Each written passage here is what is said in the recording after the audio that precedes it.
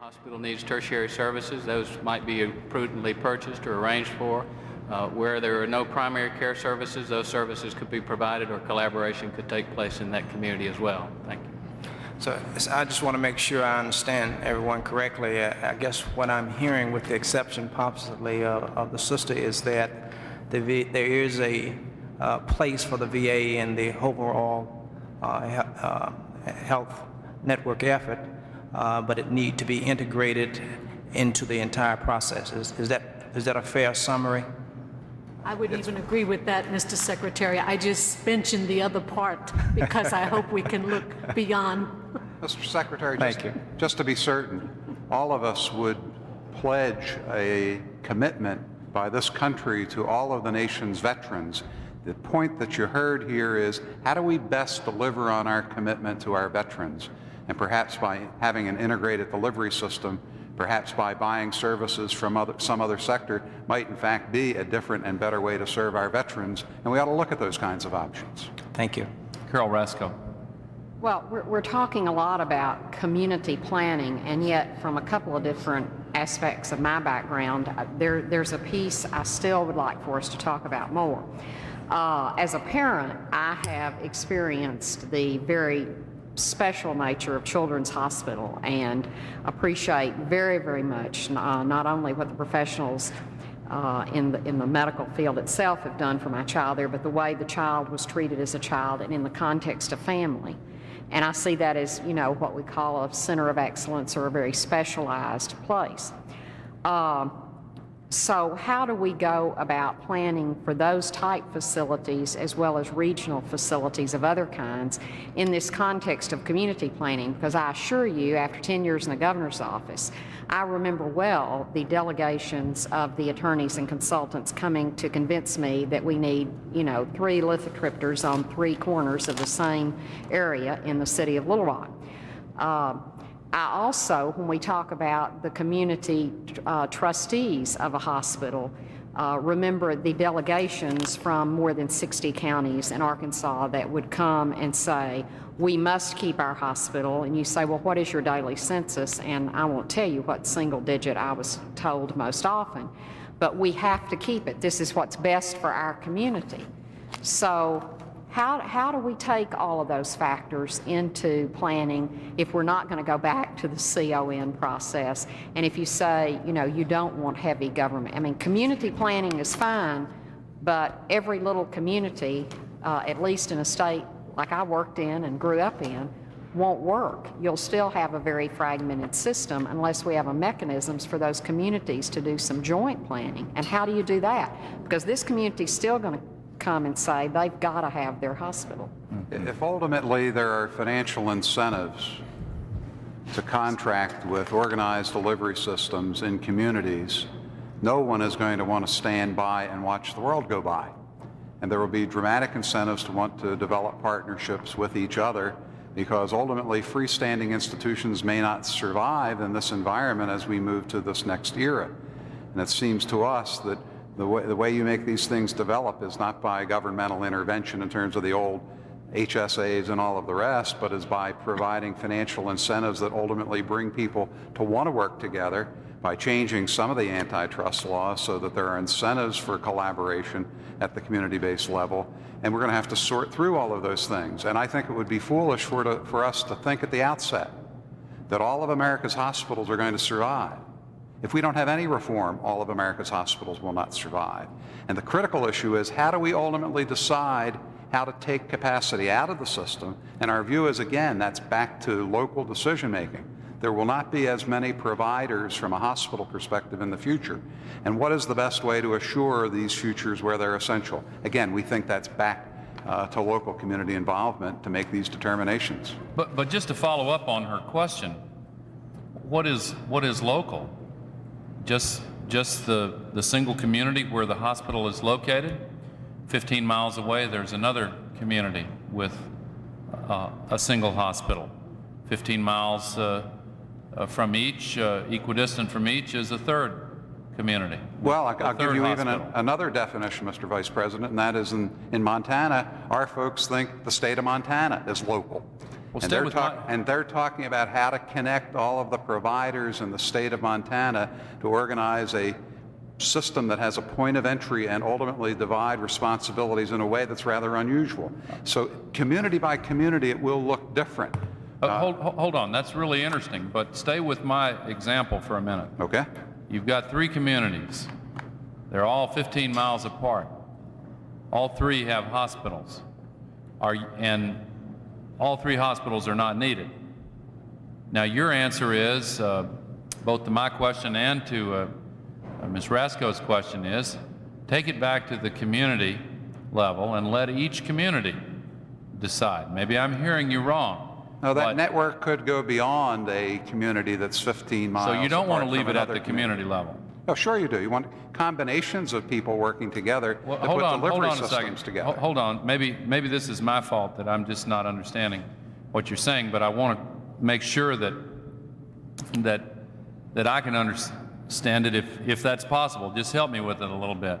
These 3 communities each have a hospital, and all 3 can't continue. Okay? How is the decision going to be made? You said that it has to be at the community level. I don't want to get hung up on that Well, word. let's assume that the 3 came together ultimately to say we need this kind of critical mass with these Well, kinds hold of on. assets. Wait a minute now. That's like the old story where the 3 men are in the hole and the economist said, let's assume we have a ladder.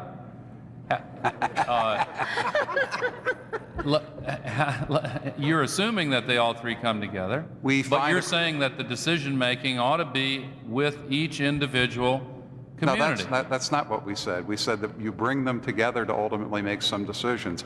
This is happening now. Across the United States, you have communities that may be 15 miles apart from each other. They ultimately sit down to say, do you know, given the way the patterns of utilization are going, this hospital isn't going to survive. How can we ultimately better serve our broad community? And they make determinations to close one hospital down, have it become a primary care center, allocate resources to another institution that may be 15 miles away. This is going on all across the United States right now in these kinds of conversations. So the definition of community is different in every place. Can I add to that, Mr. Vice President? Let me add to that. Let's take the other side of the case. I think Dick's right. In a lot of communities that will happen. They'll get together and they'll decide. Let's assume that they don't. Let's assume that the 3 hospitals are competitive and their trustees hate each other, and there's no way they're going to make a decision, because I think that will happen too. Not a far-fetched assumption. Not a far-fetched, that's correct. Now, my point is, you are far more likely going to see 1 or 2 of those 3 hospitals go bankrupt and close under a market system of networks and competitive bidding, because the networks in town won't pick one of those hospitals. Then you will under a planning process which is politicized, where the local congressman is very likely to fight to keep them open, and where no one is going to want to see them close. In a market situation, if you have 1, 2, or 3 networks, federally qualified networks, competing for price, they will have to select which doctors and which hospitals to do business with, and those they do not select for quality, price, or other reasons will go under. That's the beauty of a market. People fail. So example, you have a bad doctor, one who operates too much, one who makes a lot of money by doing operations that are unnecessary, or you have a high-cost, low-quality hospital. That doctor and that hospital are much more likely to go out of business under a managed competition approach than they ever will under a public utility approach, which will prop them up. In fact, they'd probably support government price controls. I would add to that discussion, though, that instead of just going broke and out of business, with the element of community planning involved, it may be decided that there indeed is a very distinct health need in that community that must be met. That would, in fact, be eliminated by building a new facility, turning one of the present facilities. A hospital is not a hospital is not a hospital as we have known it in the past. To the future, they will be doing other things. It may be long-term care or home care in an institution. We've all thought of the different alternatives of care that that facility may be utilized for.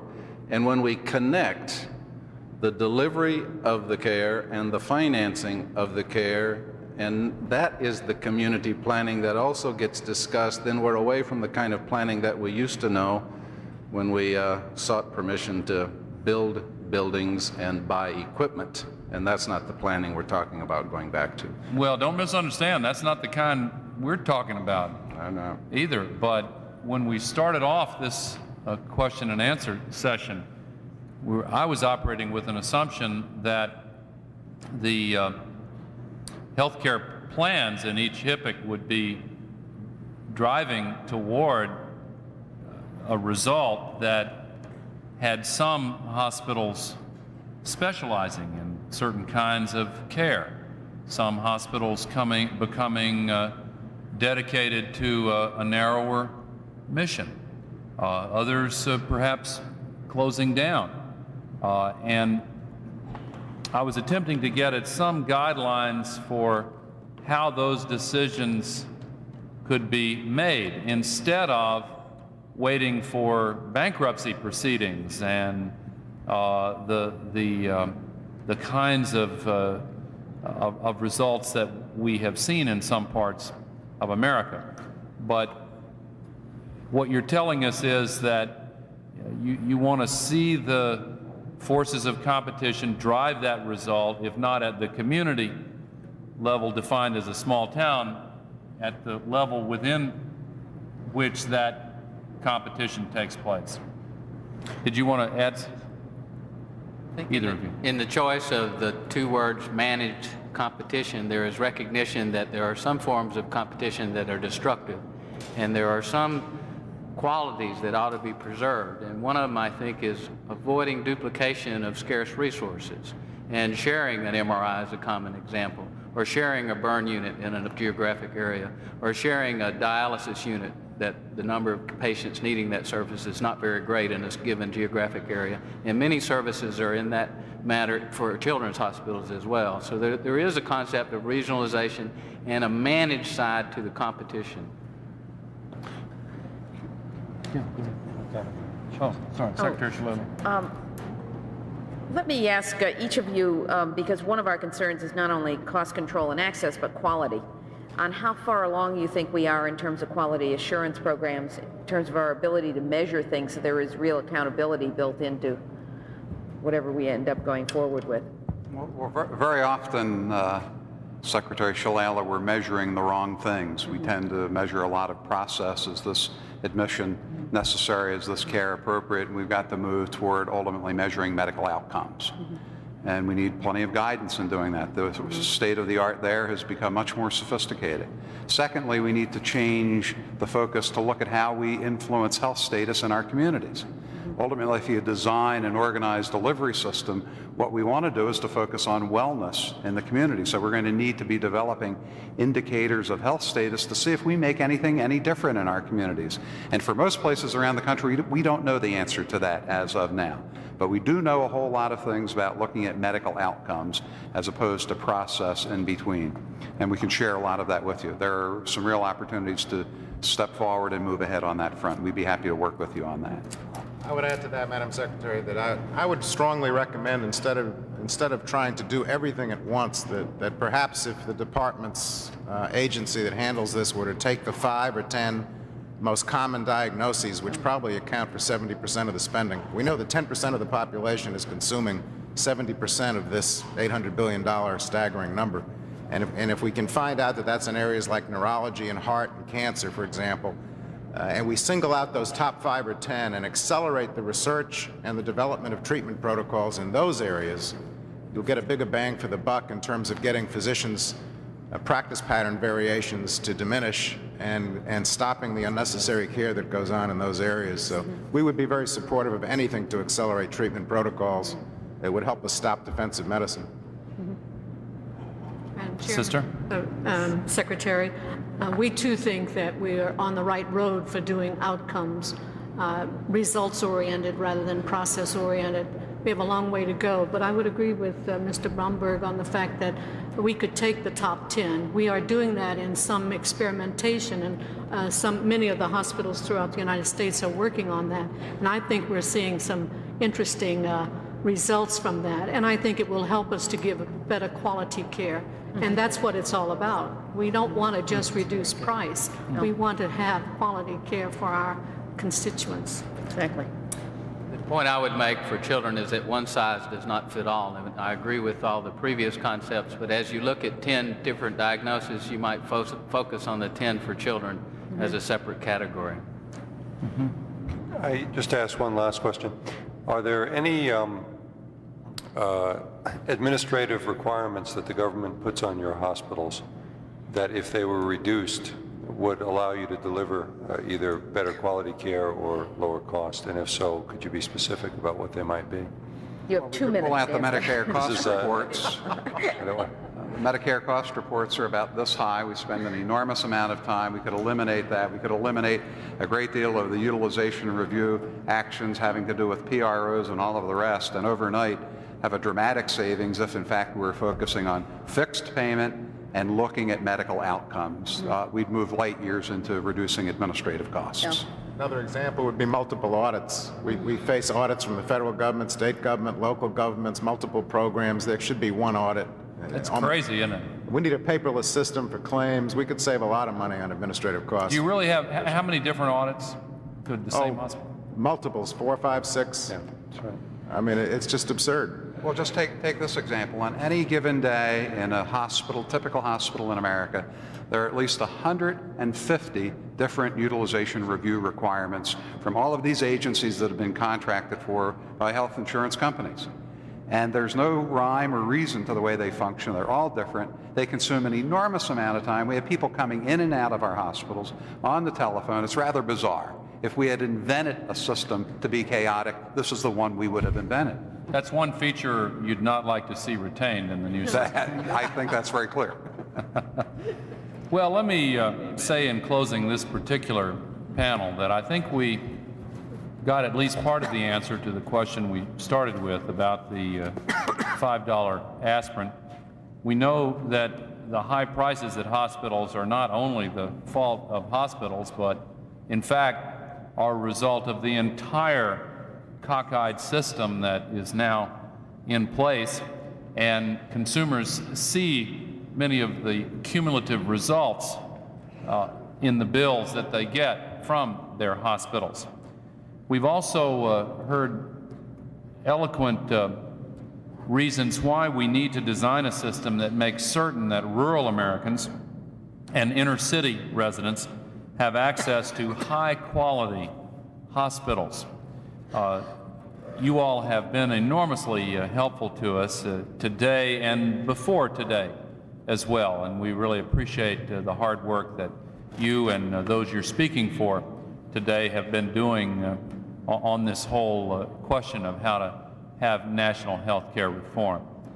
We have now our second 15-minute break for dinner this time, and we will resume here at 4:55 with a panel on general health care providers, and we'll resume right at 4:55.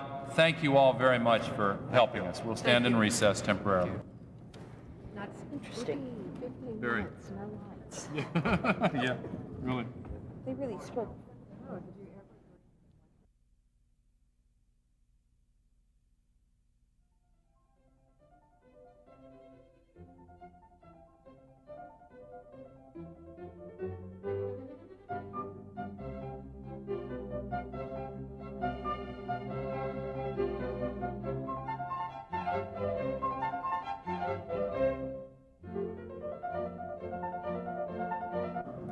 We have 4 presenters for this panel. First, Val Halamandaris, President of the National Association for Home Care. Second, Dr. Paul Wilging, Executive Vice President of the American Healthcare Association. Then John Mahoney, President of the National Hospice Organization. And a longtime friend, Stuart Eisenstadt, consultant, speaking in behalf of the Health Industry Manufacturers Association. We're grateful for your willingness to make these presentations. Mr. Halamandaris, if you would kick it off, we'd appreciate it, so please proceed. Thank you, Mr. Vice President, members of the panel. We're delighted to be here with you today. My name is Val Halamandaris, and I'm here representing the National Association for Home Care, and specifically the heroic nurses and physical therapists and aides who provide in-home health care services to the needy and infirm. We're delighted to be here and want to commend the President and Mrs. Clinton and all of you for what you've done. I've been in this city for 31 years. I have never seen such a democratic outreach process. I've never seen such a comprehensive effort to get the views of the American public and to marshal those views before legislation is presented to the Congress. I want to commend you. It is an extraordinary effort. Thank you. Those people who complain are people who confuse the word input with control. All of us have had input. They want control, and none of us, I'm afraid, have that. That belongs to you and the President and the Congress. Well, again, let me say that the real credit for this effort belongs to the First Lady, who has been the driving force behind this entire enterprise. And I personally agree with your assessment of this effort, and we'll be judged, of course, by our results when the plan is presented in May and when the American people and the Congress have an opportunity to review the details of it. But thank you for a good beginning. Go ahead. You'll get a little extra time if you need it. Mr. Vice President, like all of you on the panel, we believe that health care is a basic right of all Americans. The right to life, liberty, the pursuit of happiness, freedom of the press, freedom of speech, freedom of assent mean nothing without the basic right of health care. The President has said that over and over again. The question we have today is, do we really mean it? Or are these words that we just say to the American public and not mean? I believe that you mean it. You wouldn't be here spending 13 hours of your valuable time day in, day out for the last months, 6, 7 months, if you didn't really mean it. I would like to suggest to you that the biggest problem that we have in healthcare today is our failure to cover long-term care. And I come to this having conducted hearings with Congressman Claude Pepper on the 15th anniversary of Medicare and Medicaid. I was chief counsel for the committee, and we asked Wilbur Mills and Wilbur Cohen at that time, what were the biggest mistakes that we made when we enacted Medicare? And I was indeed part of that effort in 1964 and 65. And they said to us, the biggest mistake that we made is, first, we failed to cover preventive care, and secondly, we did not cover long-term care. Therefore, what we did was overuse the portions of the system that paid off. And the portion of the system that paid, unfortunately, was hospitalization. And so we have this inverted pyramid. Home care can specifically help reduce costs. Home care, we believe, is the best example, both for dealing with acute care and long-term care in terms of reducing costs. Examples, concrete examples. We have a lady with us today who runs a very important home care agency. They provide care for AIDS patients, $3,500 a year. A year. Imagine what it would cost to keep that same AIDS patient in the hospital. The same is true of the Visiting Nurse Service of New York. They have an average census of 1,800 AIDS patients, more than all of the hospitals in New York City combined. And the cost is a fraction of what it costs to keep those people in the hospital. We now do chemotherapy in the home. As you know, intravenous chemotherapy is done there, and it is much less costly, and there is reduced mortality and reduced morbidity. Chronically ill children, children born with birth defects, congenital problems, the average cost of keeping a ventilator-dependent child in the hospital is $250,000 a year. And that same child can be cared for at home for $50,000 a year. $50,000 is a lot of money, but by comparison, it is nothing compared to the cost of institutionalization. Just wrapping up, Mr. Vice President, we think that long-term care is the crucial problem that must be addressed in the President's proposal. We think that home care specifically offers a number of very, very cost-effective solutions in dealing with the problem. Thank you very much. Really appreciate it. We'll pursue some of those thoughts in the time for questions. Dr. Paul Wilging is Executive Vice President of the American Health Care Association. Welcome. We look forward to it. Thank you, Mr. Vice President. Members of the panel, I appreciate the opportunity of discussing health care reform with particular emphasis in my remarks on the area of long-term care. I know you've spent a great amount of the day dealing with the issues of acute care, and they clearly are serious. The issue of costs, the issue of access, the 37 million Americans without access, essentially, to health care. Long-term care also brings with it its issues of cost, but for a different reason. Long-term care's cost increases in this country are largely a function of an incredible demographic wave of aging Americans who threaten to engulf the system, particularly our ability to pay for long-term care services. I know you heard this morning on your first panel those who would propose a solution to the problem to put in place a new social insurance program, a universal entitlement program to deal with the issues of long-term care. That appears to me to be somewhat akin to trying to put out a fire by dousing it with kerosene. We are going to be absolutely engulfed in terms of the costs of long-term care if we do not recognize the need for a public-private partnership. Long-term care does need to be, and here I agree wholeheartedly with Mr. Halamandaris, a part of the debate on health care reform. But I would suggest the debate should include the emphasis on a public-private partnership. Yes, we need to improve the safety net, referred to as Medicaid, for those who do not have the resources to pay for their long-term care needs. It is not an equitable system. It needs to be made equitable. There are great improvements that can be made in Medicaid. But at the same time, I think we need to stimulate the use of private sector resources. We would argue very strongly for stimulation of the use of long-term care insurance. I know you also heard this morning about the unaffordability of long-term care insurance. I would contend that that is a myth. It is a myth based on hypotheses designed by people who, in fact, do not want to see long-term care insurance as a viable part of the solution. I emphasize a part of the solution, not a panacea. Clearly, there is no question that a public-private partnership is the most appropriate way to deal with this problem. The proposal we would suggest is, in fact, cost-containing. Again, I must agree with my colleague, Mr. Halamandaris. Long-term care is a part of the solution, not a part of the problem. I regret only the fact that Mr. Halamandaris used my example. Why do we feel we have to continue to pay $1,400, $1,500 per day for a ventilator-dependent patient in a hospital when we have already shown conclusively in both home care, nursing facility care, that same resident can be cared for at 1/3 the cost? We are, in fact, structured by the myths we have ourselves created as to what is the appropriate setting for certain types of diagnoses for certain kinds of patients.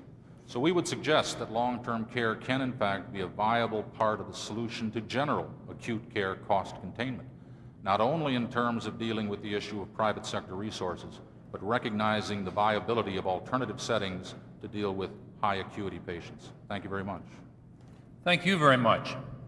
Our third presenter is John Mahoney, President of the National Hospice Organization. Welcome. Thank you, Mr. Vice President, members of the panel. I'm John Mahoney. I'm with the National Hospice Organization, and I'm here on behalf of hospices across the country and the terminally ill people they serve at the bedside every day.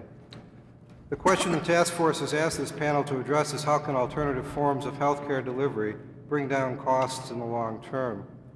I would submit to the task force that hospice, as an emerging healthcare provider, is already bringing down healthcare costs, and if included in any future basic benefit package, would have an even greater impact as our population ages. Using a comprehensive case management approach, an interdisciplinary team of hospice professionals develop and follow a patient-centered care plan. Hospice services are provided by this team primarily in patients' homes, most often with the assistance of family and friends. Hospice care embraces 6 significant concepts. Death is a natural part of life. When death is inevitable, hospice neither hastens nor postpones it.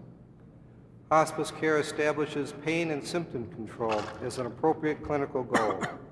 Hospice recognizes death as a spiritual and an emotional as well as physical experience. Patients and their families are the unit of care. We have learned that to effectively care for patients, we cannot separate patients from their environment.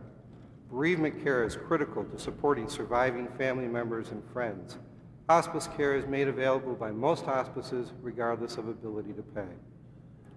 Currently, for most Americans, hospice care is available as a covered health benefit either through their Medicare hospice benefit, Medicaid, the Department of Veterans Affairs or private insurance. As I said earlier, hospice has already proven itself to be cost-effective and a major factor in reducing the cost of terminal care. As you know, approximately 28% of Medicare expenditures go towards care delivered in the last year of life, and almost 50% of those costs are expended in the last 2 months of life. The majority of those costs go towards hospitalizations and the associated costs of high-tech care. A recent article in the Journal of American Medical Association reports that the majority of patients with certain cancers admitted to the intensive care unit die before discharge. Those who survive the hospitalization spend a minimal amount of time at home before dying. This often marginally beneficial treatment is provided at great cost to the healthcare system as well as to patients and families. The same article noted that those patients not enrolled in hospice care spent 23 of their last days in the hospital, while patients enrolled in hospice care spend only 8 days in acute care settings. Another 1992 article on hospice costs looked at Medicare Part A expenditures for hospice and non-hospice patients in 1985 and 1986. The author found that for every dollar spent on hospice care, Medicare Part A saved $1.26. In conclusion, hospice care works because it puts people first. Hospice care is a community-centered, patient, family-focused, cost-effective way of humanely caring for terminally ill people when curing the patient is no longer possible. It is an important alternative to both the high-tech and personal approach of traditional care and the desperation of euthanasia, most recently publicized by the wrath of Jack Kevorkian physician-assisted suicides. You have posed the question, how can alternative forms of healthcare delivery bring down costs? The answer is, we cannot if we are not part of your plans. Therefore, I respectfully urge you to include hospice care as defined in the Medicare hospice benefit in your deliberations. Thank you very much. Well, thank you very much. Our final presenter on this panel is Stuart Eisenstadt, speaking for the Health Industry Manufacturers Association. Welcome, Stu. Mr. Vice President, it's a personal pleasure for me to see you here and your colleagues. A lot of us are very proud of what you're doing and work very hard for it. And I appreciate the opportunity to be able to talk to you on behalf of HEMA, which is a national trade association representing over 300 manufacturers of medical devices. At its board meeting today, HEMA specifically endorsed managed competition as consistent with its own broad goals, as well as supported an employer-mandated coverage with tax incentives for small business.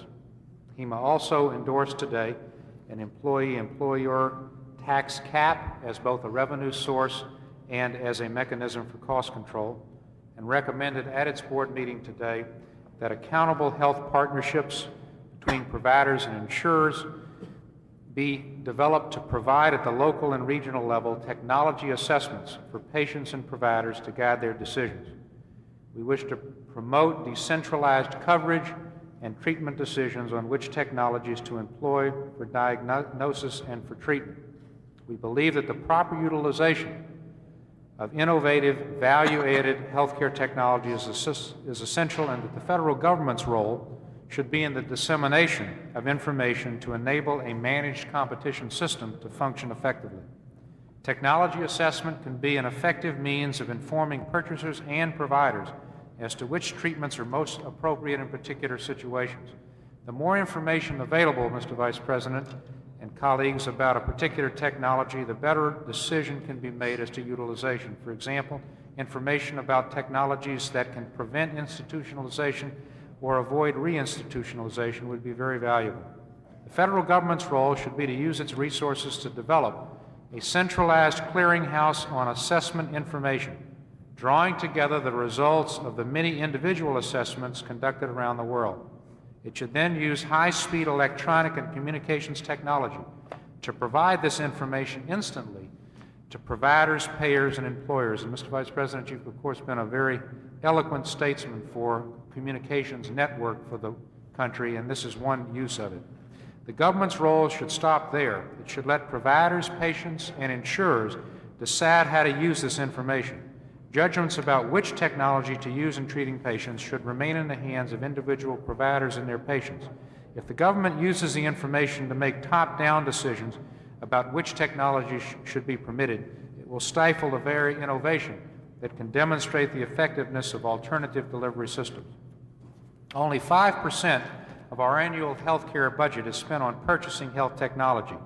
Technology by itself is not a significant contributor to rising health care costs, but of course, the inappropriate use of it constitutes a very real cost to the system. And thus we urge the adoption of a policy to encourage the use of the best technology and procedures for specific patient conditions through cost-effective analysis, which would entail the following: to expand outcomes research and practice guidelines development, to confront the growing pockets of underutilization of healthcare resources, and to ensure that all insurance payment and regulatory decisions take into account the long-term effects on quality of care. To further cost-effective delivery systems, healthcare reform should ensure that new effective technologies used outside the traditional hospital setting can be encouraged and easily adopted. We should avoid the example of the Medicare program, which has not adjusted well to the advances in treatment technologies and care settings. Treatments or technologies performed outside traditional hospital settings are not readily sanctioned by Medicare. We urge that in your system you develop a process which self-adjusts as care moves to appropriate cost-effective settings. Under our current insurance system, administrative costs account for about 20% of total healthcare dollars. One way to address this problem is through electronic data interchange, automated exchange of files and records among healthcare providers. This should be government's responsibility to facilitate the capability to deal with this, and our member companies involved in health information systems can assist the government in reducing administrative costs. Finally, HEMA today also endorsed at its board meeting in Florida a standard benefits package based on broad categories of care to accommodate technology improvements. A comprehensive package that sets forth a broad array of commonly accepted services and technologies will provide providers and payers with the raw material to explore the most cost-effective means of providing those services and technologies. A more skeletal system would surely result in a two-tier system of healthcare delivery, which is counter to the spirit and stated goals of healthcare reform. HEMA appreciates this opportunity to contribute and applauds the Clinton-Gore administration for its intense interest in healthcare reform. Thank you very much, and thank you all. Let me acknowledge that just prior to this panel, we were joined by Secretary of Labor Bob Reich. Actually, he arrived just in time for dinner 15 minutes before this panel. So as it was. And let me start off the questions and answers by asking you, what strategies should we keep in mind that might increase access to alternative forms of care like home care and hospice care? Well, I'd be very happy to answer that by saying that home care is a very effective alternative, both in the provision of preventive care, secondly, in terms of acute care, thirdly, in terms of long-term care. The impediments have been that we have not been willing to pay for those services at home. Take the example of pediatric care and the problem of ventilator-dependent children. We're willing to pay $250,000 on average if a family is willing to keep their child in a hospital for a whole year. But we're not willing to pay $50,000 to allow that child to be at home with his brother and sister so the family can stay together. Some insurance companies are beginning to recognize the importance of that, but a lot of them still are not. So that is a crucial factor. We have to begin to get private insurance to understand. So what strategy should we use? Should we insist that... Well, definitely. The point that my colleague made is that in any benefit package that is put forward, you must include home care as an acute care benefit. Secondly, it should be included as a long-term care benefit, and the long-term care must be in the basic package. It needs to be mandated. Even in terms of the current systems, Medicare and Medicaid, they don't lend themselves either to the most appropriate setting as far as care is concerned.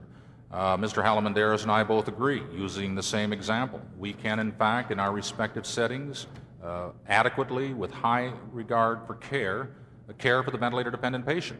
It's fine for us to be able to say we can do it at 1/3 the cost, but the Medicaid programs and the Medicare programs will still not allow that 1/3 the cost because they are oriented toward a particular payment system which emphasizes the acute care setting. So even beyond or before health care reform, we can look at the existing systems as to whether those reimbursement systems are driving us into inappropriate, less cost-effective settings for care.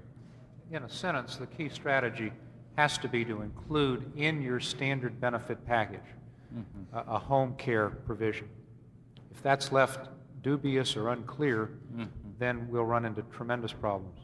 And a hospice care provision, I take it. The Medicare hospice benefit right now is actually quite adequate for most hospice programs. Obviously, we have the same problems in rural areas providing hospice care as what we have relative to a lot of hospice or health care issues, but I think that the Medicare hospice benefit does create a fairly decent model for us to be using. The other point that I would make about access to hospice care is to point out historically the involvement of the community that hospice programs have been able to draw on. Without the continued community awareness and the ability to draw on the volunteers in the community, hospice and the access to hospice care is negated. Now, are some of you speaking on behalf of provision of physical therapy and occupational therapy? Mr. Yes, Halamandaris, you yes, mentioned... Yes, sir, we are. Standard home care agency would provide all of those services of physical therapy, occupational therapy, aid services, speech therapy. More and more physician services are being provided through home care. I mentioned specifically the example of IV chemotherapy. You don't have to go to the hospital anymore. We do it at home, and it's much better, and it's much safer, and reduced mortality and reduced morbidity has resulted in addition to less cost to government and other healthcare providers. So the world is changing, and just about everything we used to think of that was done in a hospital is now being done at home. That's why they call it hospital care at home now. All right, let me invite my colleagues to... Secretary Reich? A couple of questions. First, Mr. Halamandaris, with regard to home health care workers, I'd be interested in any data you have about the potential growth of that occupational group and how many of those jobs could be full-time jobs. Many of them are now part-time, but there may be perhaps room for full-time home health care workers. Also, what kind of wage structure Yes, sir, those jobs could have. I'm delighted to respond to that question because you're going to provide the solution to it. The present problem with home health aides, the second fastest growing profession in the country, as you know, the problem has been that these people have not been able to get health care coverage. And typically, you're talking at low income or minority people that are forced to make a decision between staying on welfare and being home with their kids or abandoning their children and working for somebody else, meaning that they risk the Medicaid insurance that they now have if they stay on the welfare program. Now, that is a Hobson's choice, and it's wrong. Nobody should be forced to choose between taking care of their children and getting health care, or to choose between staying home and getting a job. Everybody wants to work. I believe we in America want to work. We want to be productive. People want to care for others, and the home health aides, I think, are the backbone of whether it's nursing home care or hospital care or home care. They're the people we rely on, and yet we haven't treated them well.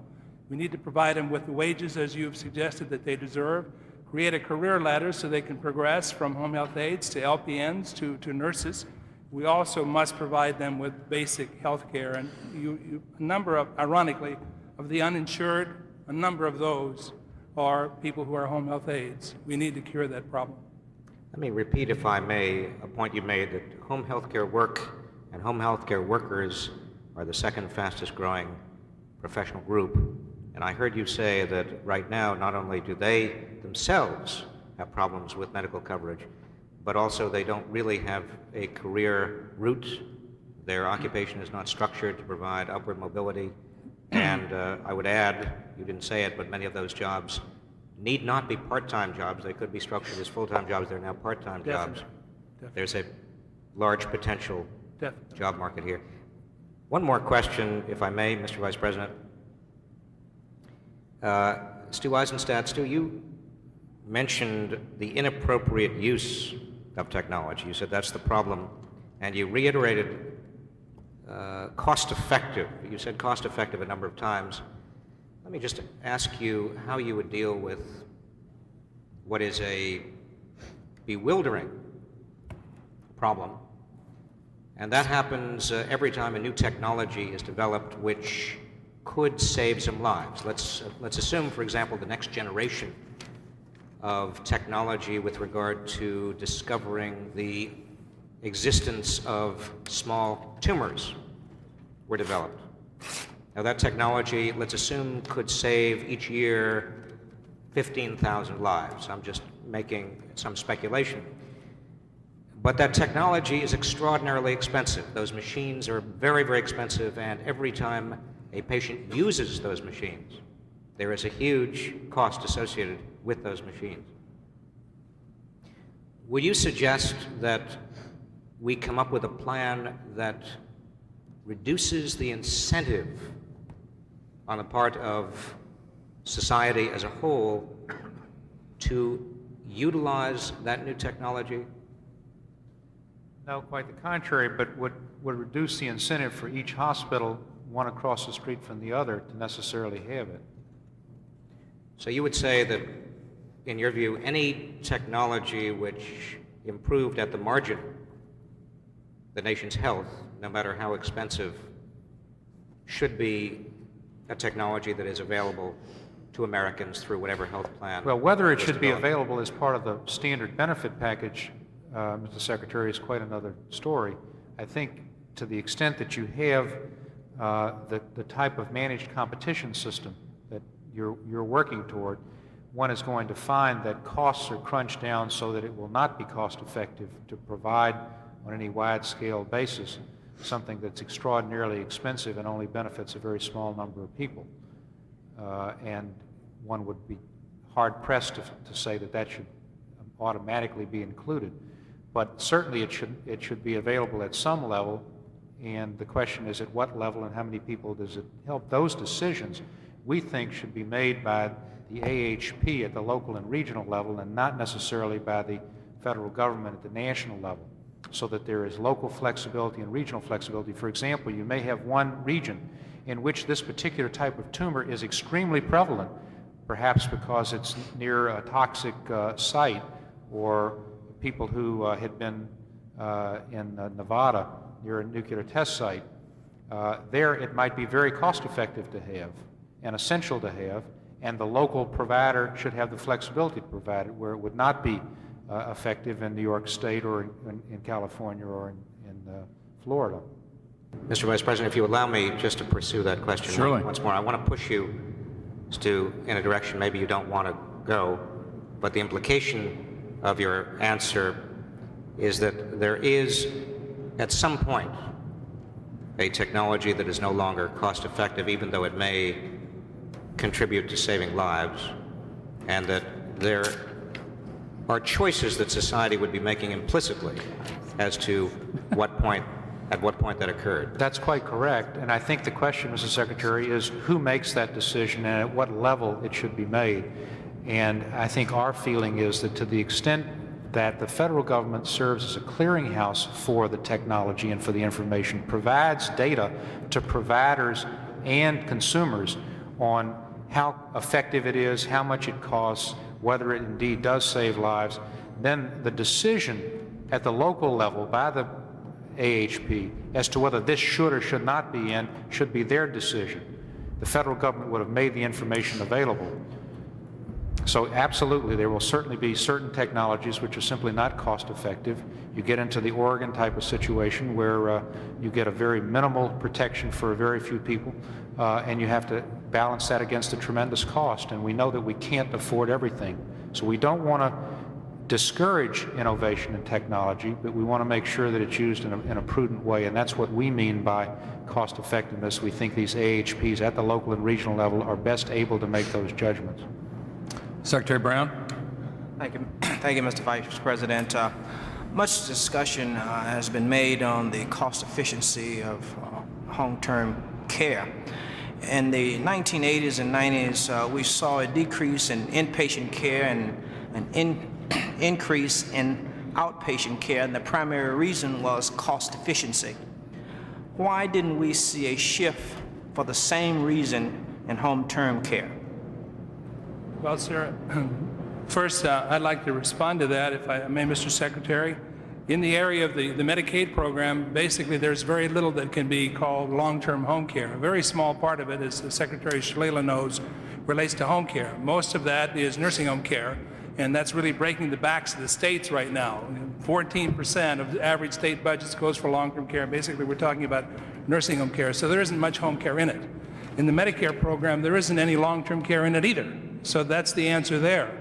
But you will note that there has been a significant shift in Medicare from hospital cares into the home. Since prospective payment was enacted, or DRGs, the number of people going into home care from hospitals has increased from 8% to 19%. In other words, it's the number of people served dramatically increased. But if you want to look carefully at the Consumer Price Index, you're going to find a very nice surprise. While health care has been increasing at an average twice the average cost of living, home care has been increasing less in terms of cost than the CPI. The average increase in home care has been running about 3%, 3.5% a year. So it is very cost effective. And you will also find it's a very good answer for rural areas where managed competition has significant problems. We need home care on an outreach basis to go out and find people that are not going to be mainstream in our healthcare system, to identify people that have problems and bring them into the healthcare system. That is a very good use of home care services. Furthermore, Mr. Secretary, Mr. Vice President, may I just follow up on that? I just want to get some additional information. No, of course.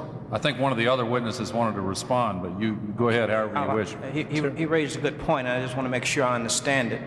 Are you suggesting that the reason why we did not see that natural shift is primarily because of the government limitations which took out the economic incentive to move toward home-term care? Yes, sir. Well, I'm saying that basically there is no federal money for long-term care in either the Medicare or Medicaid programs, very limited dollars in realistic terms.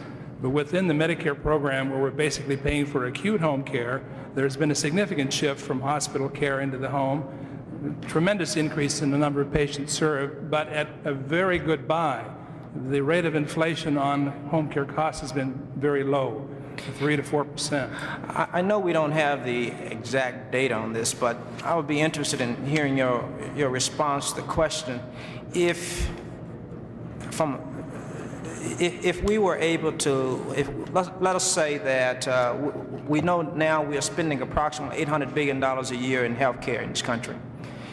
If we were able to maximize our home-term care, approximately how much savings would we realize? Well, Mr. Secretary, I think that question is impossible to answer. We don't know how much money would be saved. We do know the consequences of not covering long-term care. We've done that in Medicare. We've done that in Medicaid. It's been a mistake both times. We tried to pass a catastrophic health care bill which did not cover long-term care in it. That, too, was a disaster. What I'm saying is let's not make that same mistake. If I could, Mr. Secretary, there is, in fact, I think I would contend, a shift such as you have described. It's been manifested, however, in a somewhat different fashion. Quite frankly, within the long-term care setting, the percentage of those requiring long-term care services who are served in facilities, nursing homes, is not at the same level as it was 5, 10, 15, 20 years ago. In fact, the utilization of nursing facilities has not kept pace in terms of the proportion, and that is probably as it should be. What we see today in nursing facilities is a far different type of resident than we saw 15 years ago. 15, 20 years ago, the average age of a nursing facility resident was in the 70s. Nowadays, we are talking about an average age of a nursing facility resident of 84. We are talking about residents who have already an average of 4 so-called ADLs, that is, they need help with basic activities of daily living. 60% of all nursing facility residents suffer some form of senile dementia, usually Alzheimer's type. We have found over the years that many of the patients who used to be in nursing facilities are now being adequately cared for in alternative settings, be it home care, be it assisted living, congregate living. So I would suggest we have seen that type of shift. It's just manifested itself differently than in the hospital sector. In 1986, hospice was added as a optional Medicaid benefit, and since that time we've seen 33 states add hospice care as a benefit, and we're beginning to see an increase in the number of people who are cared for under the hospice Medicaid benefit, particularly people with AIDS. Secretary Shalala. I'd like to ask a question. Obviously, there's enormous sympathy up here on home care as well as hospice programs. my concern is about not building another bureaucracy for quality assurance. Have you thought about what we would have to do if we in fact professionalize the workers in the system and expanded very rapidly in terms of what kind of infrastructure things we'd have to put in place, whether we'd leave it to the states to manage the quality assurance program? Well, Madam Secretary, that has been our tradition, a tradition to leave it to the states with some federal oversight. And I do believe that the federal government must be in the business of prescribing standards. So the federal government has primary responsibility protecting the health and safety of the American public, and we cannot abrogate that responsibility. I have found, however, once the federal government makes money available, we don't have much difficulty finding workers or people to move into a profession. One follows after the other pretty quickly. If we begin to professionalize this and provide a career ladder, there are many, many people who are attracted to it, who are caring people in the sense that they get satisfaction, psychic income from serving people and having them succeed and surpass a disease, and it's very important to them. And I find that a tremendous number of people would go into the program if we made that available. How would we maintain the quality of the system, though? I mean, there's a difference between, government even struggles with going into an institution and doing some measurement in terms of the quality of the service. In this case, we're talking about putting individuals into individual homes for periods of time. You must provide training. There must be supervision. People who go into a home have a trust. They have the trust of all of us, and therefore they must be held to a higher standard.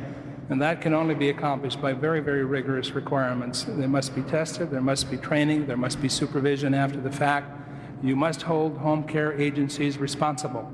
And there are a number of ways that that's been done by the Congress in recent years. There is, however, a trend on the part of some states in order to save money where they're providing home care services not through an agency which can be held responsible, but they're using so-called independent providers. Basically anybody can set up a shingle and say that they're a home care agency and make an end run around the state's regulations or around the federal government's regulations. And unless that loophole is closed, and it's closed soon, it's going to result in a huge scandal, the likes of which we remember scandals years ago in healthcare. We don't want to see that repeated.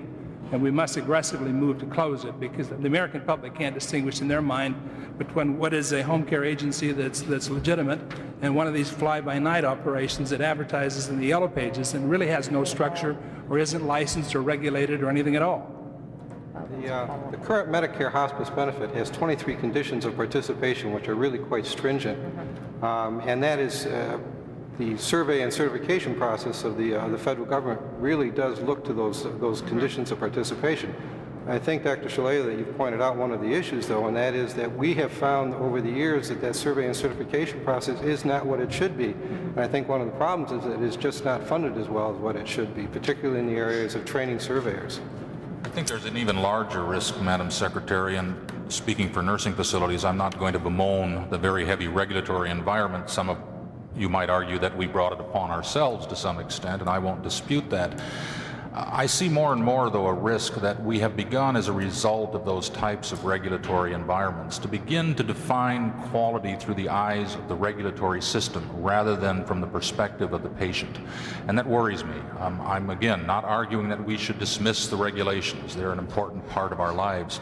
I worry, however, the extent to which we have become fixated in our definition of quality in terms of what's on a piece of paper, rather than through what is desired by the resident, what is desired by the family of the resident. Secretary, I think Secretary Reich wanted to follow up on one point there. Just a small follow-up on that. I think that the question that Secretary Shalala may be asking is twofold. One, federal versus state oversight with regard to home health care professionals. The second is whether this is an ongoing quality control, regulatory, or whether it's control through a credentialed process. What strikes me as interesting is the federal government is now, the Clinton administration is now considering the development of occupational skill standards, which would enable people to have training and credentials at the end of the training so that they could show that they had achieved certain levels of mastery over certain occupational fields. If indeed this area is growing as fast as you believe it is, and I believe it is this an area where those kinds of skill standards might be particularly applicable? Definitely so, Mr. Secretary, and we applaud you for those efforts. We've tried to do the same thing with the certification program. What's particularly important is the portability. When an aide has received that level of competence, they can move to another job. They're not stuck in one job. That also helps with the career ladder. So I would support that fully. I would also point to one of the best parts, I think, of the Nursing Home Reform Act of 1987, the requirement for more intensive training of nurses' aides in our industry and the certification. And while it may be a tad early to tell, we have found that a perennial problem we've had in nursing facilities, nurse aide turnover, limited as we are to very low wages for these individuals. By providing that kind of training, but by providing, if you will, the good housekeeping seal of approval, the certification as a registered nurse's aide, has helped already in terms of instilling that sense of pride and competence on the part of the people who provide most of the care in nursing facilities. It's a very helpful tool. I think that you'd find a certain amount of support for that in the hospice community. We already have in our organization standards for hospice care that have been developed by the National Hospice Organization, and is a great deal of discussion taking place about creating certification standards for hospice nurses, hospice home health aides, hospice volunteers. So I think that you'd find some support for that. Carol Rasco. Well, because I so desperately want the home care field to work, and as we see this large growth in it, beyond the certification piece we're talking about, you mentioned supervision 2 or 3 times. Can you describe a little bit how you see that working? Well, the supervision standards are already incorporated in the Medicare statute at the present time, and what it involves is that when an agency takes the responsibility of sending a nurse or an aide to care for a family, first of all, they train that individual, and then once care is being provided, they send a supervisor on a regular basis to make an assessment and find out if that care is appropriate. And that's done on a regular basis. And that's what we would propose to continue, and that effort needs to be accelerated. At least with an agency, you have somebody you can hold accountable. If these services are being provided independently out of the back of somebody's car, you don't have anybody you can hold accountable. You can't sue the agency, you can't decertify them. There's nothing you can do to them.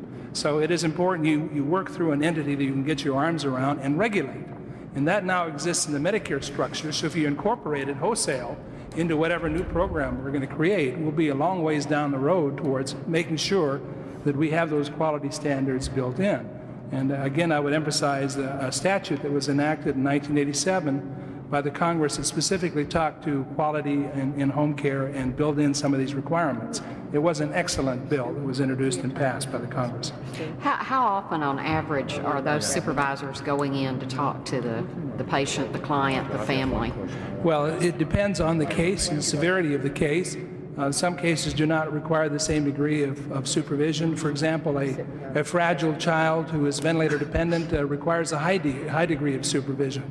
You have to be very careful in instances like that. In other instances where you're dealing with somebody that's a chronic disease where there's less need to check on a regular basis, then it's done less frequently. So there's no magical number of visits in which it has to be done.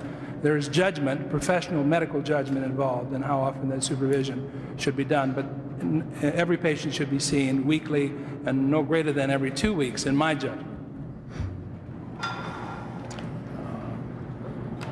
Ms. Secretary, go ahead. I just have one last question.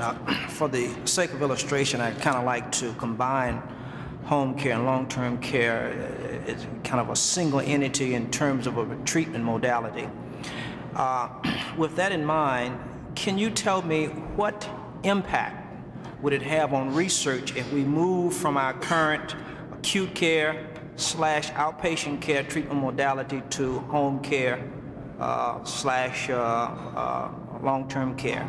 I mean, are we going to have a lack of resources being put into new technology, new and better ways of providing quality health care?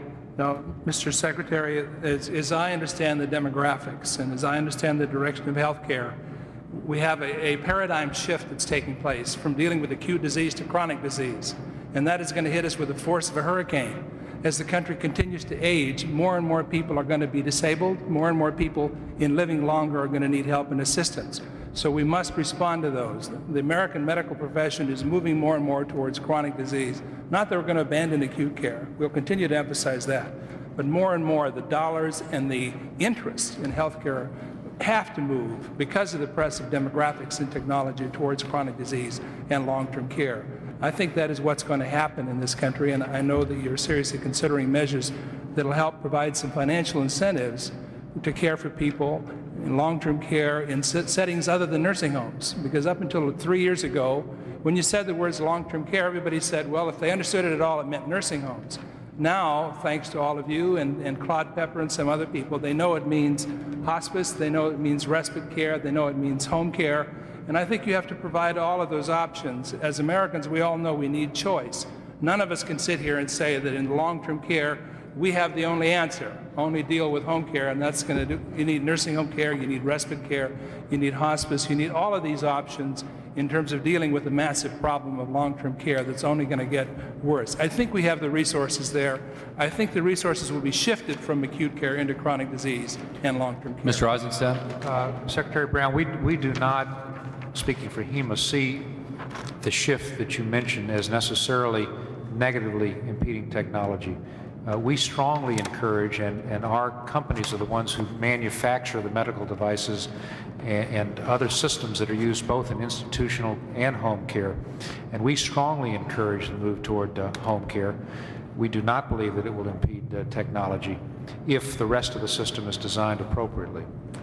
I think there are also some things we can replicate in the long-term care area which will foster not just research but also teaching. The teaching hospital is a phenomenon that we're all familiar with. Only recently, through the work of such organizations as the Robert Wood Johnson and the Kellogg Foundations, have we tried to replicate that same concept, the teaching nursing facility, so as to make sure we continue to be on the cutting edge of advances in research and in better care delivery.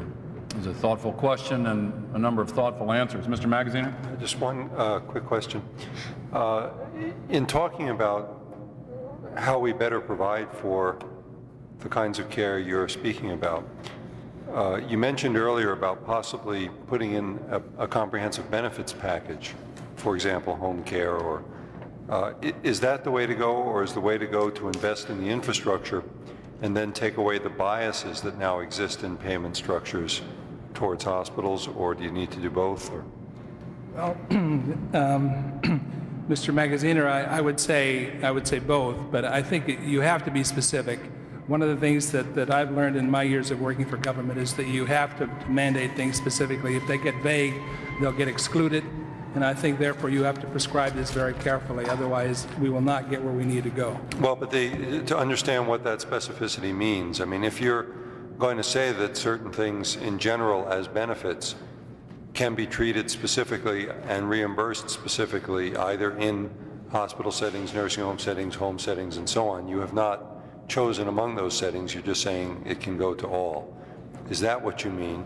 Or do you mean a specific home care benefit that means when you're in a hospital you are then entitled to, you know, X number of days afterwards to? I think that the tendency has been to exclude coverage of home care, and what we need to do is specify it specifically, otherwise it may get lost. But I'm asking how to do that. In other words, do you do that by just saying you can reimburse in the home care setting, or do you do it by specifying a certain number of days that are then allowed beyond? Well, I guess I would choose the latter if I had to say, because that sounds more precise to me. I would just say, not speaking for myself, not for HEMA at this point, the former would probably be more conducive, but that's not a HEMA position. I would probably speak for the latter. I think we have created difficulties for ourselves in the past when we structured our system around certain types of entities that either would or would not be supported in terms of reimbursement. I think what we need to do is talk about the needs that have to be met, and let the system determine what is the most cost-effective approach to meeting those needs. That's what I'm asking. So you would say the former, rather than specify days, you would basically say that it can be alternative settings and then let the system determine which. And establish the criteria whereby one chooses the most appropriate setting, including cost. Under the Medicare hospice benefit, we use a prospective reimbursement rate with a cap on that, an aggregate cap on those, on that cost. And I think that one of the points that I'd also like to bring out would be in the Robert Wood Johnson hearing on Friday, and Dr. Shalala, I have to commend you on your stamina. You were there for those all those hearings too, under these mean lights. And one of the things that came out again and again was the need for a comprehensive set of services and a case-managed set of services. So I think that it's important to establish these benefits as comprehensive benefits. Vice President Gore, you were talking about the inclusion of PT and OT earlier in the sense of OT, or in the sense of home care and hospice. And I think that, again, if we look at the hospice benefit, that all those services are already included. And I think that that was very important to those people on Friday, and I think it would be very important to the people in a benefit package. Thank you. Well, I know that we have run a little bit overtime with this panel, but I have to ask this last question because I know that if my wife Tipper were here for this panel, she would have asked it before now. What role should mental health services play in home care and in hospice care, and how should mental health services be woven into this kind of care? Well, certainly in hospice care, the issue of counseling, the question of bereavement care is a critically important aspect of hospice care. And I think that to the extent that you want to include those services as mental health services, I think that they're very important. They're in the Medicare hospice benefit as a requirement. I would think that they would have to be in any kind of required basic benefit package. And home care? I would agree, sir. It is crucial that we include individuals with cognitive impairments in whatever new bill that we pass. It is very, very important. Thinking of the Visiting Nurse Service of New York, the program that's best received in New York City has been the provision of home care services for individuals with cognitive impairments. I've also heard that a new program has been created in Israel that provides comprehensive home care services, and the gentleman who runs it has said that, to my surprise, the part that works the best is the use of home care services to individuals with cognitive impairments. So I would endorse that fully. Well, very good. We've run a little bit over time, but this has been one of the most interesting panels of the day, and you have our gratitude. We will look forward to any written materials you wish to provide as a supplement to your testimony here today, and thank you very much. Appreciate it. I'd like to call now panel number 10 and ask them to work their way to the witness table. This panel is on, this is the labor panel, and we have asked this panel of labor representatives to address the question, in a rapidly changing economic world, how do we ensure that all workers have the security of quality, affordable health coverage? I might say that when we were finalizing the schedule for this, we unintentionally had this panel in a direct conflict with a labor matter that the Secretary of Labor has to attend to, and he may have to leave partway through this panel. So if during the presentations, Mr. Secretary, you wish to make some comment or ask a question before you have to depart, we'll rearrange the order to accommodate that. Let me ask. Well, first of all, let me introduce the witnesses. Karen Ignani is Director of Employee Benefits with the AFL-CIO. John J. Sweeney is International President of the Service Employees International Union. Welcome. Gerald McEntee is International President of the American Federation of State, County, and Municipal Employees. And Cindy Zender is International Representative with the International Brotherhood of Teamsters. The new Teamsters, I believe, is the way we designate you these days. All right. Robert Georgine is President of the Building Trades Council. Bob, welcome. And Alan Ruther is the Legislative Director for the UAW. Welcome. Karen Ignani, if you will lead off, we'd be appreciative. Thank you, Mr. Vice President, members of the panel. On behalf of the AFL-CIO, let me say we're delighted to be here this afternoon. In response to your question, we think you should do 6 things. Change the word workers in the question to Americans. When we change the word, we change a key concept. We then assume that no matter what happens to your job, no matter what happens to the economy, no matter whether you are a full-time, part-time, temporary worker, or retiree, you and your family still will have a right to quality health care. By removing health care from the employment equation, we free workers and their employers to focus on pay, pensions, and productivity, the three variables that ultimately determine whether we remain competitive and secure in today's rapidly changing world. Second, we think we should ensure universal access to quality services and a comprehensive set of benefits with an emphasis on preventive care. Third, we believe that we should restructure the healthcare delivery system, reducing fragmentation, cost shifting, and administrative waste by establishing a unified purchasing and delivery structure to negotiate with providers and contract with plans. We should require all purchasers to participate fully in the system so that costs can be distributed fairly across the entire population. Fourth, control costs by establishing global budgets through negotiations with purchasers and providers. This will create competition where it belongs, on service to consumers and performance of plans. Fifth, you should incorporate the healthcare component of the worker compensation system. In our view, it doesn't make sense to operate two separate and uncoordinated delivery systems. Sixth, we believe you should pay for universal health care through taxes that distribute the costs fairly across the entire spectrum of economic activity, rather than taxing the benefits of millions of working people who have already given up wage increases to preserve their health care benefits. Building a plan on these fundamental principles, in our view, will create a new deal of the sort that all Americans can be proud. Thank you very much. Very good. Thank you. Our second presenter will be John J. Sweeney, International President of the Service Employees International Union. Welcome. Please proceed. Thank you very much, Mr. Vice President, members of the panel. We're grateful for this opportunity to share with the Healthcare Task Force our experiences negotiating health benefits for our members who work in diverse industries and occupations. SEIU is organizing workers in industries like janitorial services, home care, and nursing homes, where wages are low and health benefits are scarce. Once they join the union, it's often impossible to negotiate health coverage, or if the employer does offer coverage, the plan is sometimes too expensive for the workers to use. In some cities, we have established multi-employer insurance funds, which are affordable for small employers and provide good benefits to our members. We work closely with employers to control costs. In New York City, our local union operates its own health clinic and uses provider panels to better control costs. In spite of these efforts, health costs continue to escalate out of control and remain a sore spot in negotiations. It's clear to us that plan by plan, company by company, efforts at cost containment cannot bring relief. Throughout the service industries, we have seen an explosion of contingent workers, part-time, temporary, and contract workers. Some estimates show a quarter of the total U.S. workforce is in this category, and probably the main reason for this growth is that employers want to avoid the cost of health benefits that they provide to regular full-time workers.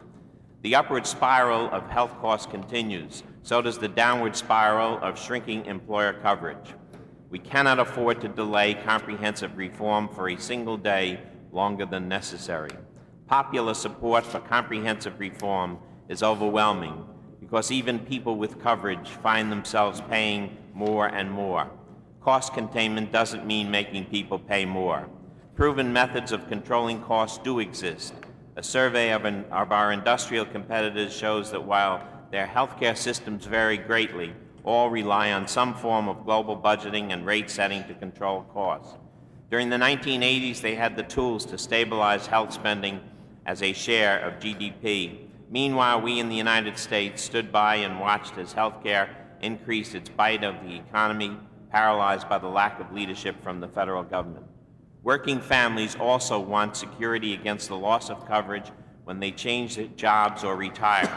The cornerstone of reform must be a federal guarantee of health coverage to all Americans, similar to the universal promise of Social Security and public education.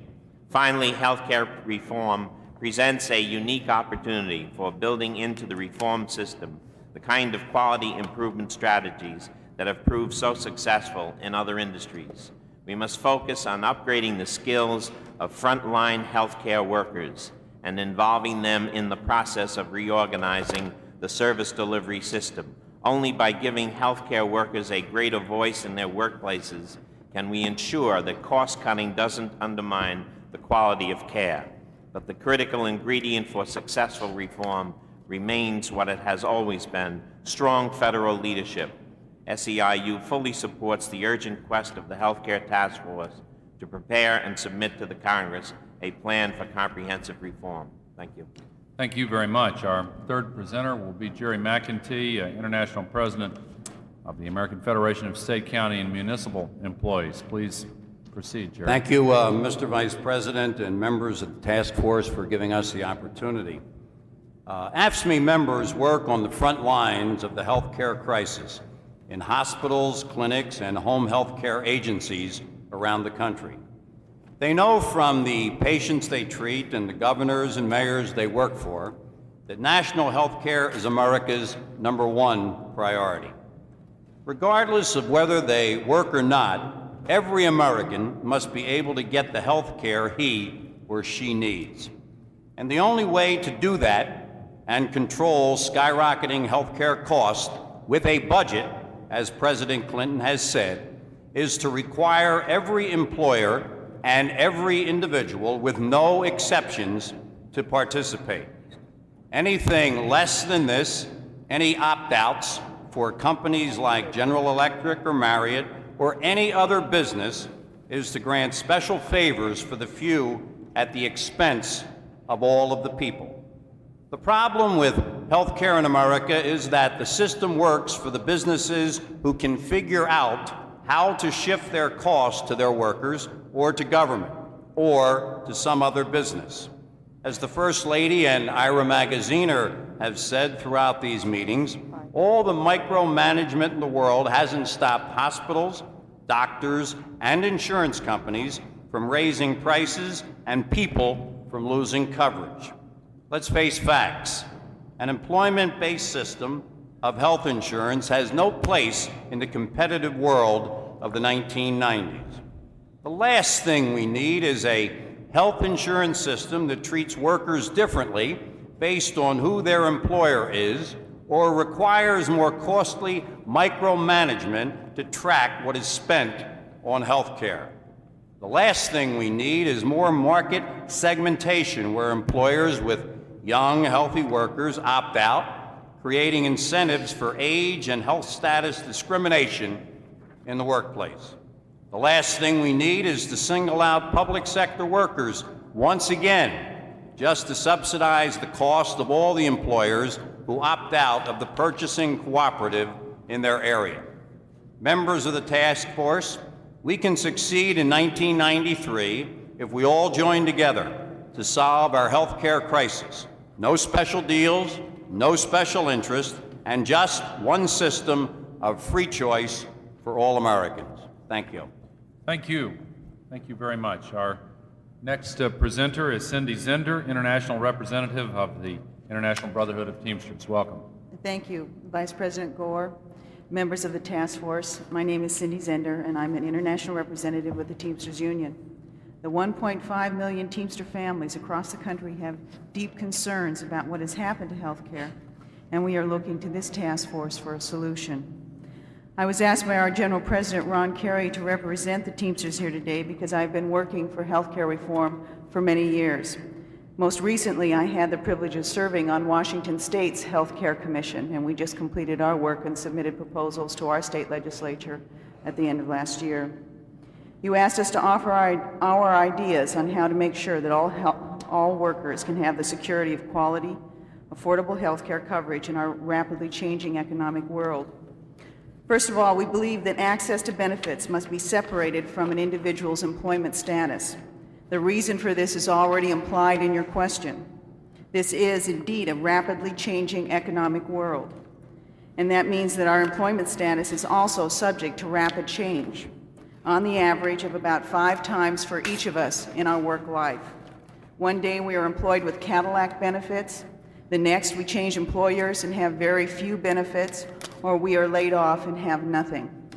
Our need for health care doesn't change, however, and the only way to provide real security is to guarantee to every American, regardless of their employment status, coverage under a single national health care system. Second, we simply must get control of health care costs if national health care plan is to succeed. Our current system is a prime example of how crazy things can get when the profit motive is allowed to run unchecked. If there is a way to increase the profit margin by adding a little extra here or a little extra there, or by overcomplicating simple procedures, or by getting someone else to cover your cost, the healthcare entrepreneurs have found it. Unfortunately, very often the someone else who has to pay are the employees who are already suffering from a drop in real income and a declining standard of living. We can no longer afford so much business success. It is bankrupting the rest of us. The only way to effectively control cost is to bring everyone into the system and make us all play by the same rules. No opt-outs should be allowed, or we will continue to have a healthcare system that rewards people for figuring out how to beat it. Finally, we must provide adequate funding for a comprehensive set of healthcare benefits. This is no place for smoke or mirrors. Our members are willing to pay their fair share of any increased cost if they are guaranteed they can maintain their existing benefit levels and get real cost control.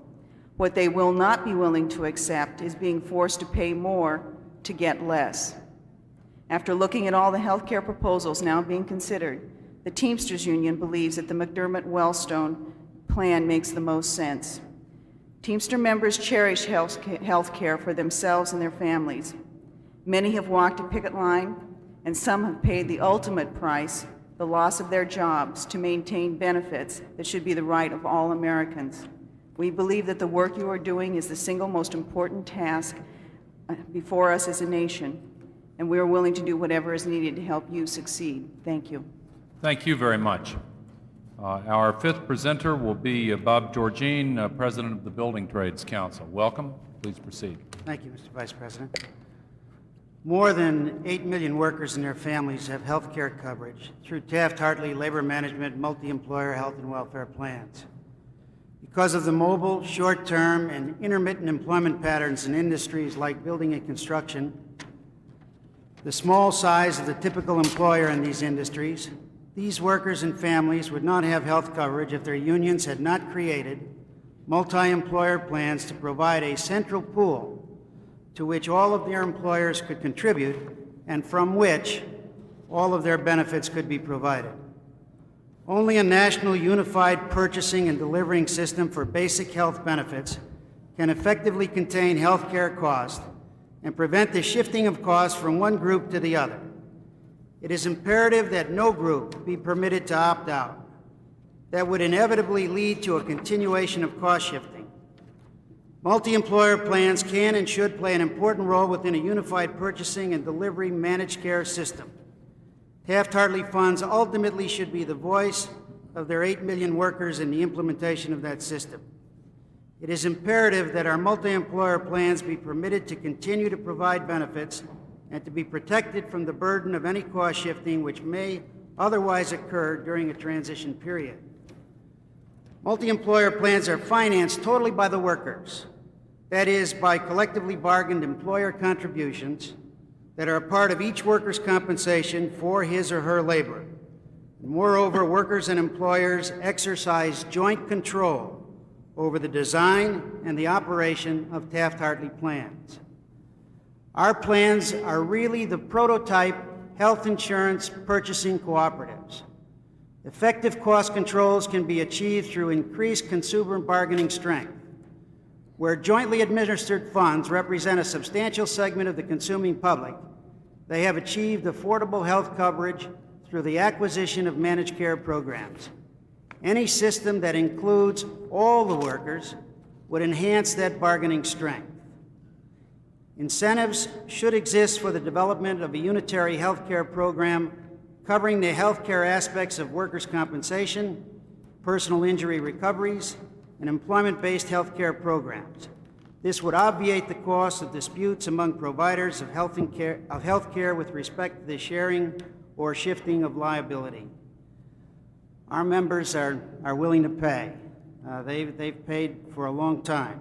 They've been doing that by foregoing cash wages. So a final word should be said about the transition from the current system to a reform system. The restructuring envisioned by proposals under discussion would necessarily take some time to implement. Care must be taken not to impair the current protections enjoyed by our members before a new structure is in place. My formal statement addresses these transitional concerns as well. Thank you very much. Thank you. We'll be reviewing that formal statement very carefully, I assure you. Thank you. Our final presenter on this panel is Alan Ruther, Legislative Director of the UAW. Welcome, Alan. Please proceed. Thank you, Mr. Vice President and members of the panel. The UAW believes that a national health care reform plan must incorporate three fundamental elements. First, the plan must guarantee a universal right of access to a comprehensive range of health care benefits.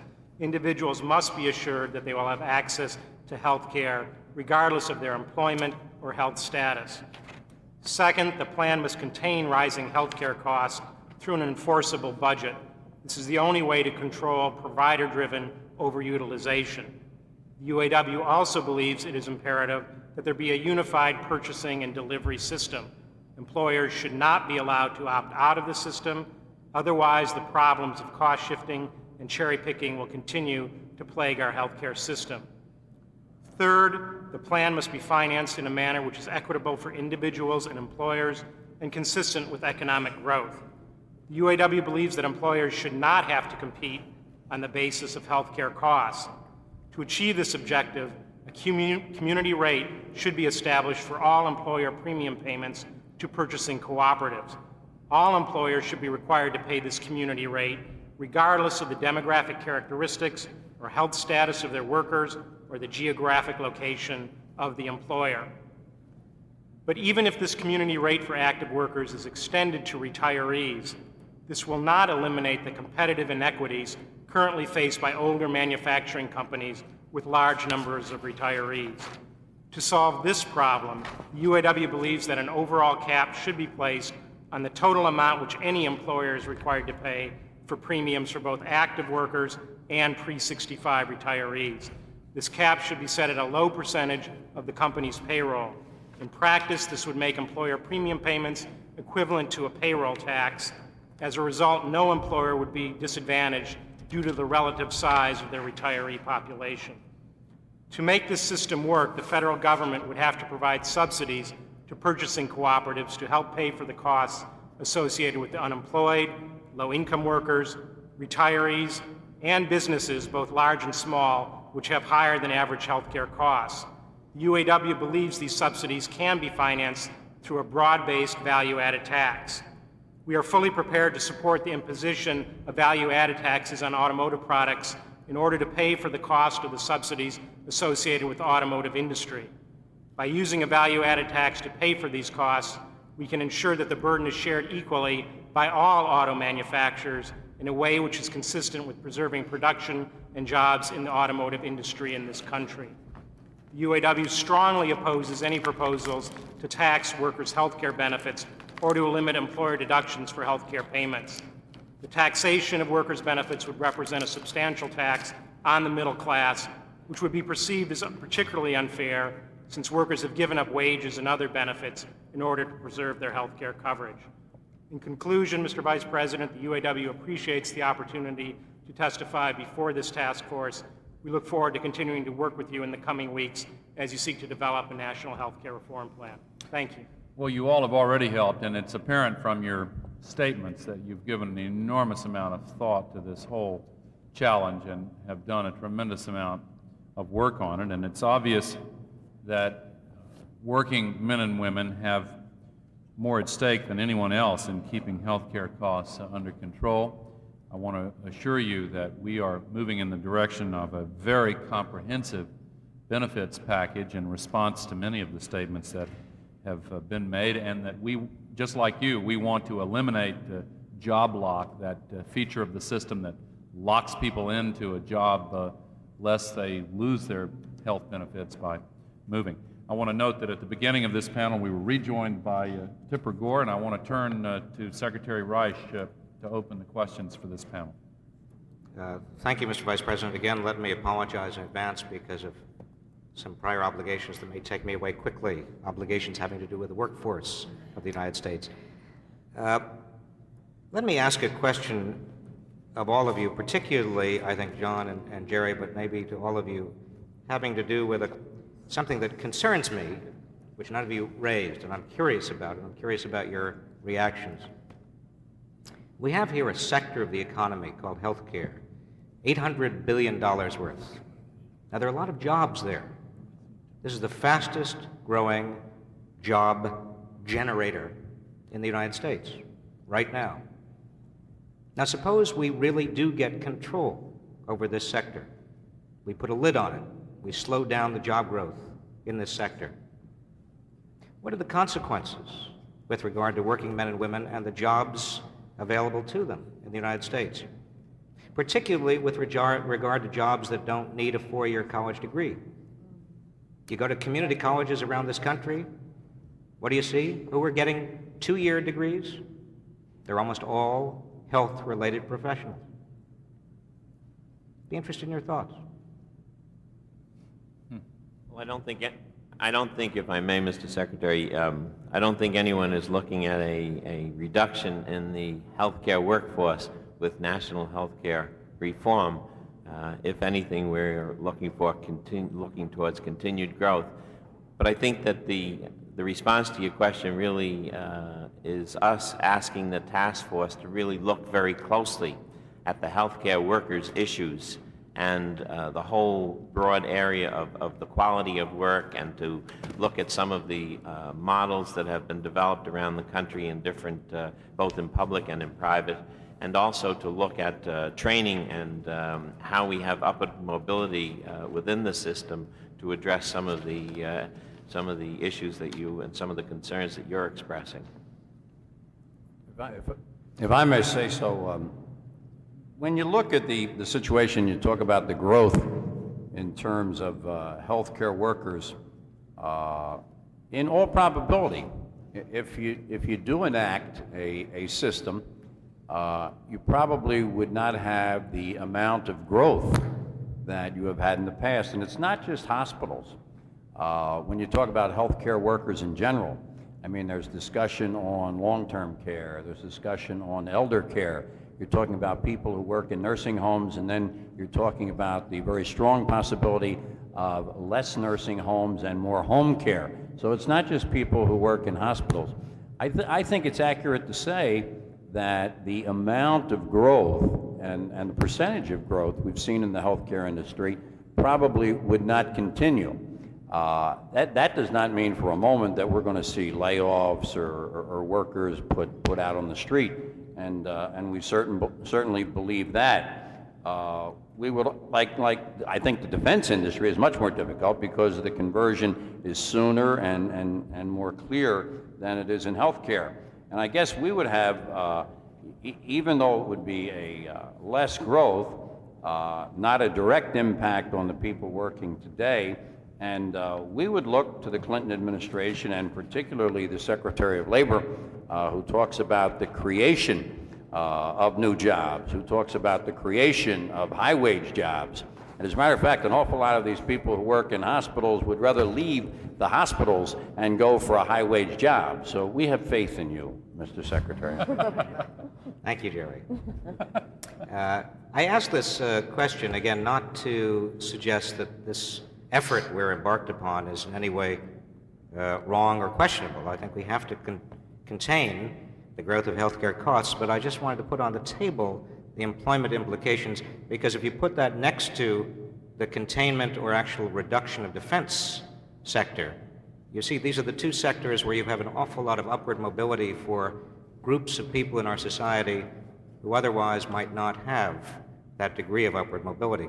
Let me ask you all another question having to do with the financing of health care. Some of you touched on this, but again, I'd be interested in any of your responses.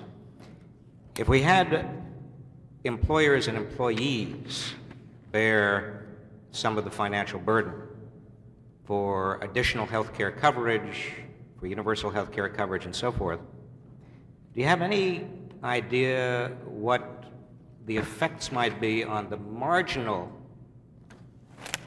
propensity of an employer to hire an additional worker. If you increase that payroll cost, do you have any sense, have you seen any research, do you have any data about the extent to which that employer might be deterred from hiring that additional worker? Mr. Secretary, as you well know, we've reviewed the studies that have been done on the impact of minimum wage because it's a similar kind of question. When you increase the minimum wage, what happens to the overall workforce? And the results of those studies, which we've provided to the task force, are quite encouraging in terms of the overall employment impact. That is to say that this is a much exaggerated problem, largely by those who oppose moving forward in the area of comprehensive reform. There are, as you know, the data are quite compelling that the employment force can absorb these increases. Where there are sectoral impacts, they can be adjusted and accounted for with respect to subsidies and some short-term kinds of remedies, which I do believe the task force is considering. We would be pleased to provide some expanded comments on that point to your staff and to the rest of the task force. I've seen the material, and any additional material you have on that point would be. I'd like to add another problem that is related to that, and that is our concern about shifting the way that employers hire people.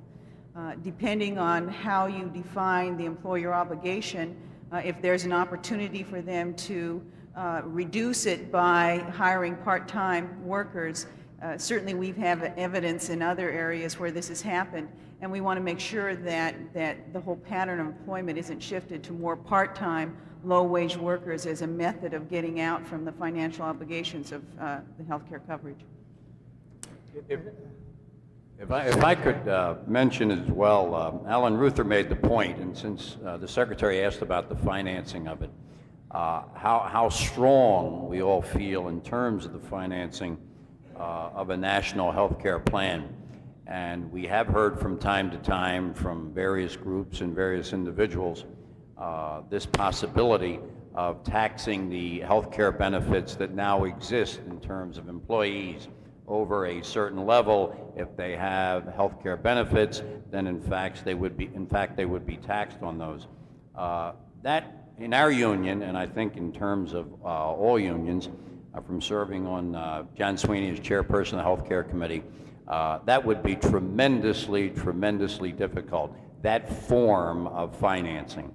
As other spokespersons on the panel have said, American labor, and we think working men and women, of course, are willing to pay their fair share. But when you go in that kind of direction of taxing a health care benefit that they negotiated really in lieu of a wage increase, literally money out of their pocket, and they don't see that as fairly shared across the broad economic spectrum, we would have real problems with that kind of financing. Already, I think, to talk about all kinds of different ways to do this, as long as they are universal, shared, and fair, but we don't consider that shared and fair.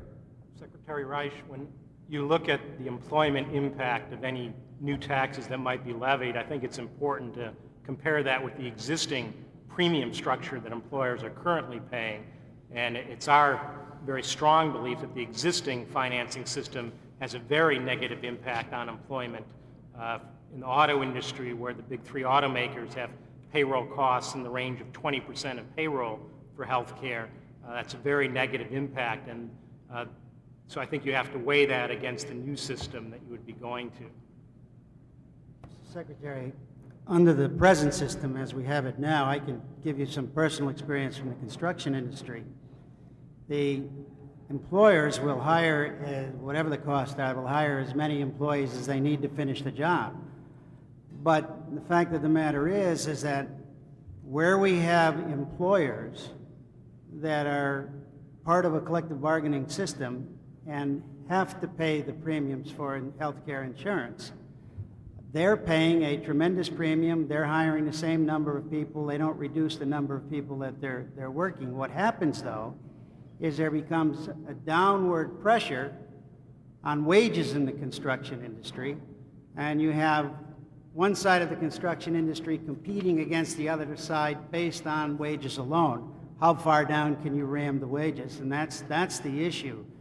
We hope that under a new system where everyone has access and everyone is covered, that cost will be evened out. We're looking forward to helping in that process to see that cost shifting that I talked about and that I talk about in my formal position will be relieved somewhat, and a small group won't be paying a big premium in order so that others can be covered.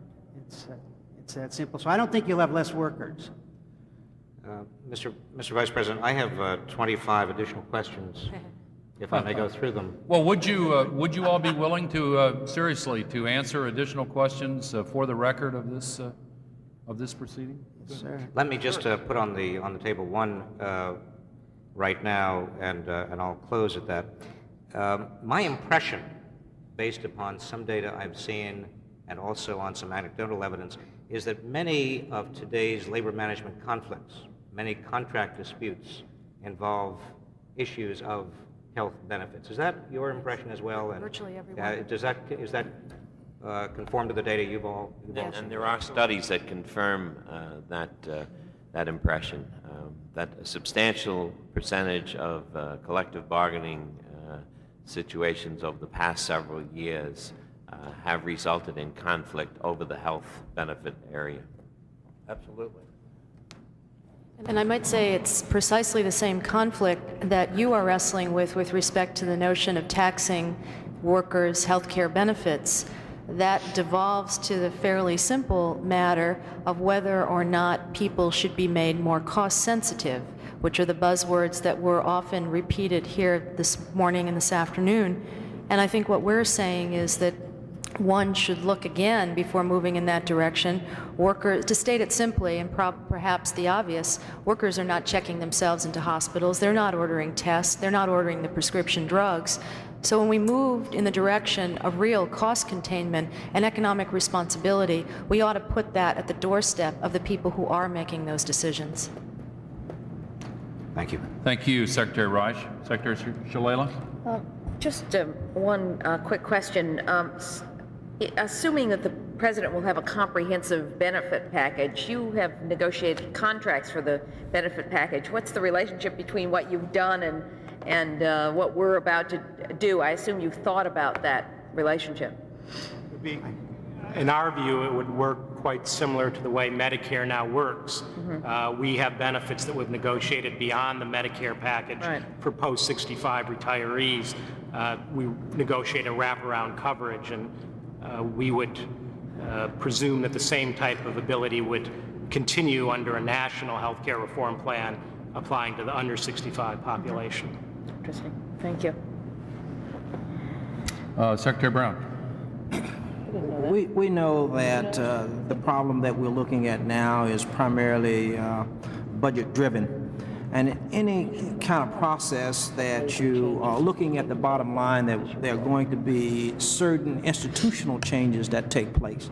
And we have observed some of those, such as a change in treatment modality from acute care to chronic care or inpatient, outpatient, home care, long-term care, and so forth, which all impact on the bottom line.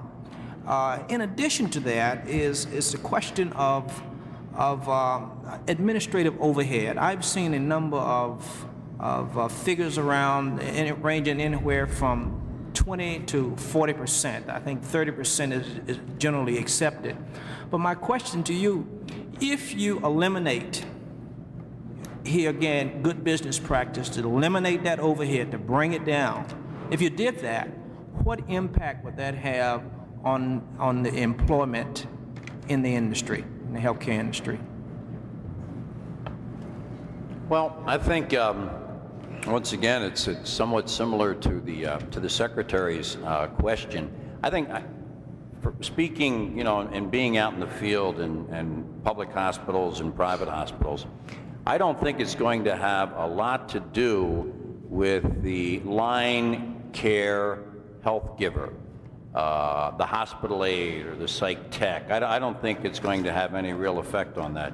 When you talk about administrative costs and you talk about the overhead, it may have, and you know, we've seen those studies where I guess it's Blue Cross and Blue Shield in Massachusetts has more people doing their administrative work than everybody in the country of Canada.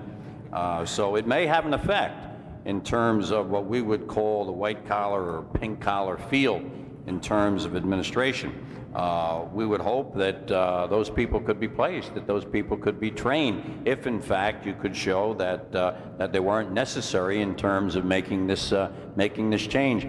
I think most people in the country do realize that there has to be major change. I mean, when you're trying to change a system, if in fact you can call what we have a system, and enact or erect a new one, there is going to be some dislocation. And I would hope that attached to some kind of program would be help for those kinds of people if we have this administrative overload.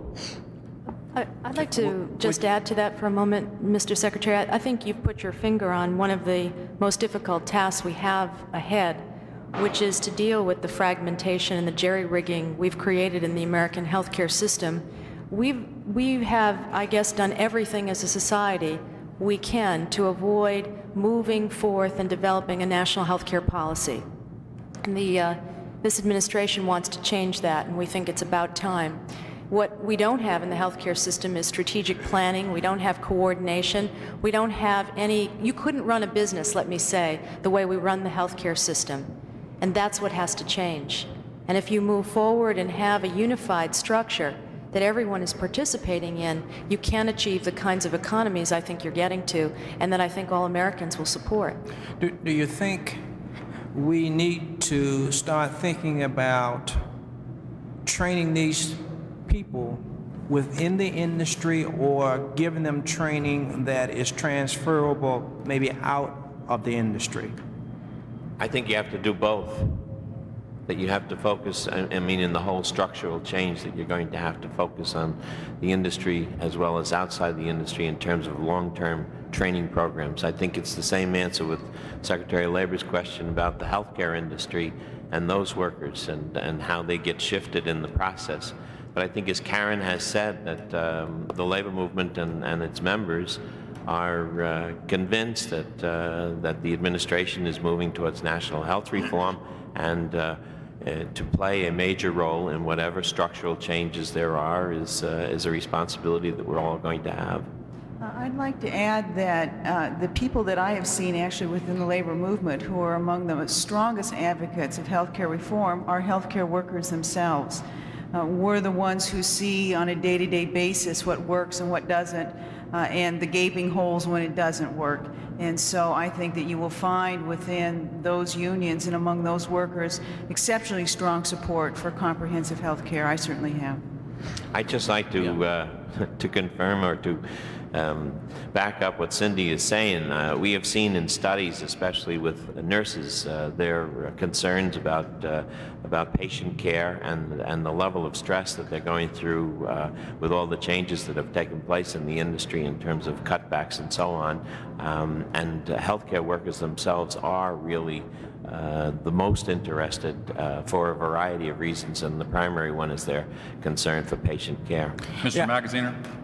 So, excuse me, Mr. Secretary, go ahead. Yeah, I'd like to follow up on that. I think you're correct, and I don't take issue with that, but I see a distinct difference between your skilled healthcare providers such as your RNs and your nurses, anesthetists, and so forth, as opposed to those people that are providing administrative services. They are, for all practical purposes, extendable. They can be let go, and I guess I'm a little concerned about that we use be a little proactive in deciding exactly how we are going to make sure that they don't fall through the cracks once we make this transition. I think everyone recognizes that it's going to be good for everyone in the long run, but we want to make sure that we minimize the hurt on the individual as we make this change. We agree. Yeah, Mr. Magaziner has done some work in that. I mean, in terms of this cross-training of individuals, we are going to have, if you know, the plan goes into effect, and some of the things we've heard about the plan, as we talked about earlier, almost a burgeoning industry of home health care that we don't have in this country today. And I would see a possibility of taking folks in administrative capacity and giving them training in that particular area to do jobs like that. We're going to see more of the mentally ill treated in community and home settings than we've ever seen before if some parts of this plan go into effect. And there's going to be some new and different kinds of jobs, and I think skills can be brought to those kinds of administrative workers as long as you do what Karen said, and that's bring to a healthcare system that's crawling along really some systematic and long-range planning within that system. Perhaps just to pick up on that before I ask my question, initially a lot of the cost savings that are realized in the industry are going to be going back to providing care for the 37 million people that right now are under-cared for, and so that in a sense it'll be put back into the industry but to cover a broader group of people. And then if you look at who does a lot of the administrative tasks, particularly in the healthcare industry itself, it is nurses and nurses' assistants. All the utilization review functions and coding functions and so on are nurses who are spending their time doing administrative work instead of the work that they were trained for initially. So while I wouldn't minimize the dislocations that have to be planned for, it may be less abrupt than it might be the case otherwise. Let me ask an unrelated question. In some discussions we've had before and in statements you've made today, you've expressed concern about company opt-outs if there is a purchasing cooperative system.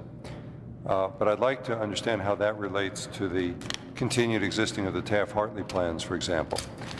Would we suggest that they are opting out of a purchasing cooperative system, or are they going to be independent but still related to it in a different way? I was a little confused about that.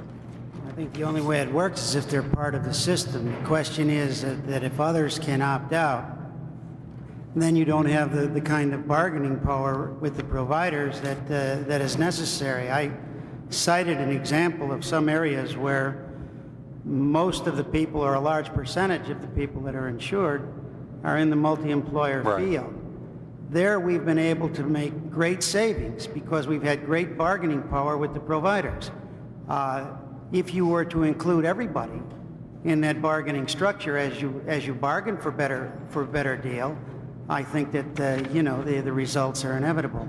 So we don't look as opting out for the multi-employer group. What we do say is that we have the experience on how to do that kind of thing. We have a lot to bring to the table, and we don't want to lose in the process, and particularly in the transition period, which is extremely important to us. I think, Mr. Magaziner, to say it another way, to supplement what President Georgine has said, that the Taft-Hartley plans can be a valuable asset within a purchasing cooperative structure, as opposed to saying, as many employers do, that they want to be unconnected to the basic purchasing structure. We believe there is an essential administrative role here that will be needed, and the purchasing cooperatives would be delighted to have them fulfilled. I understand that. I have one other question. One of the things that's been troubling us and that we heard about this morning was both the extent to which and the speed at which one might go to a complete community rating. That there are massive distributional effects that take place if you move to a total community rating. And when you get there, you have a situation where, for example, if you have a 20-year-old or whatever who is paying in the same amount, or the employer is paying the same amount as for a 50-year-old, where today that's not the case, that you're taking somebody who might be earning less because they're younger and paying a much higher percentage of their income than somebody who is a 50-year-old when the 50-year-old is going to use more care. Now, in a complete community rating system, you would just say they pay the same. but that's a major change from what we have. And I wonder what your thoughts are on how far one should go. Should one go completely to community rating? If so, should one do it right away or phase it because it has such major distributional effects? UAW would urge you to go immediately to a community rate. If you do not do that, you're preserving competitive inequities between employers that particularly hit very hard at the older manufacturing companies and inevitably lead to job loss. So you want to make the employer indifferent in the hiring decision to somebody's age or whatever. Exactly. Okay. Yes, we want to do precisely that, and we think it's time in this economy to do precisely that. Employers have too many incentives to hire part-timers, to dump older workers, to segment their workforce and not make a hiring decision positively because a worker has a particular health care condition.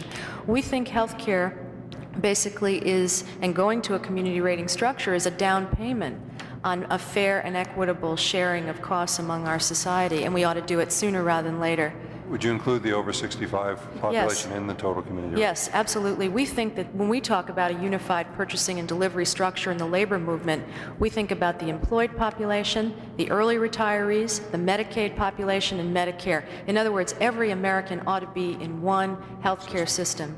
Thank you. Before calling on Carol Rasko, if I could follow up on that.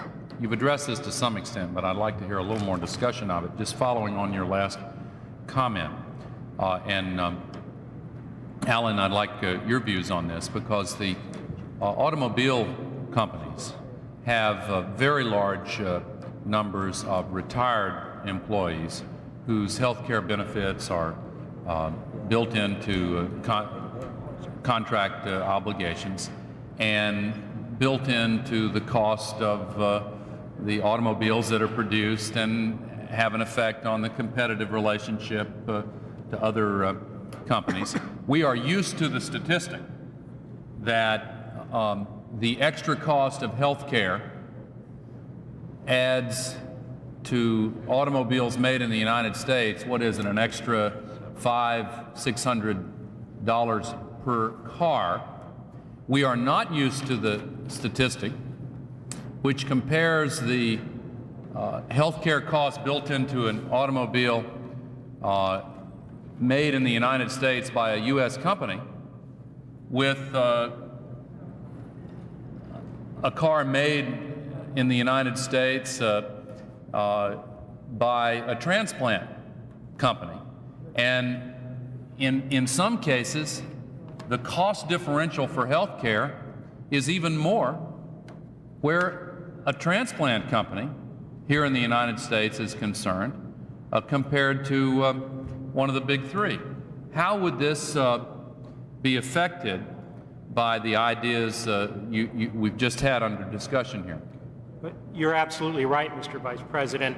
The cost differential between a car produced by the big three versus a car produced here by the Japanese transplants is $600 solely on health care costs. That's larger than the differential between a big three car and a Japanese import, which is about $500. And it's almost entirely because of the health care costs of retirees, correct?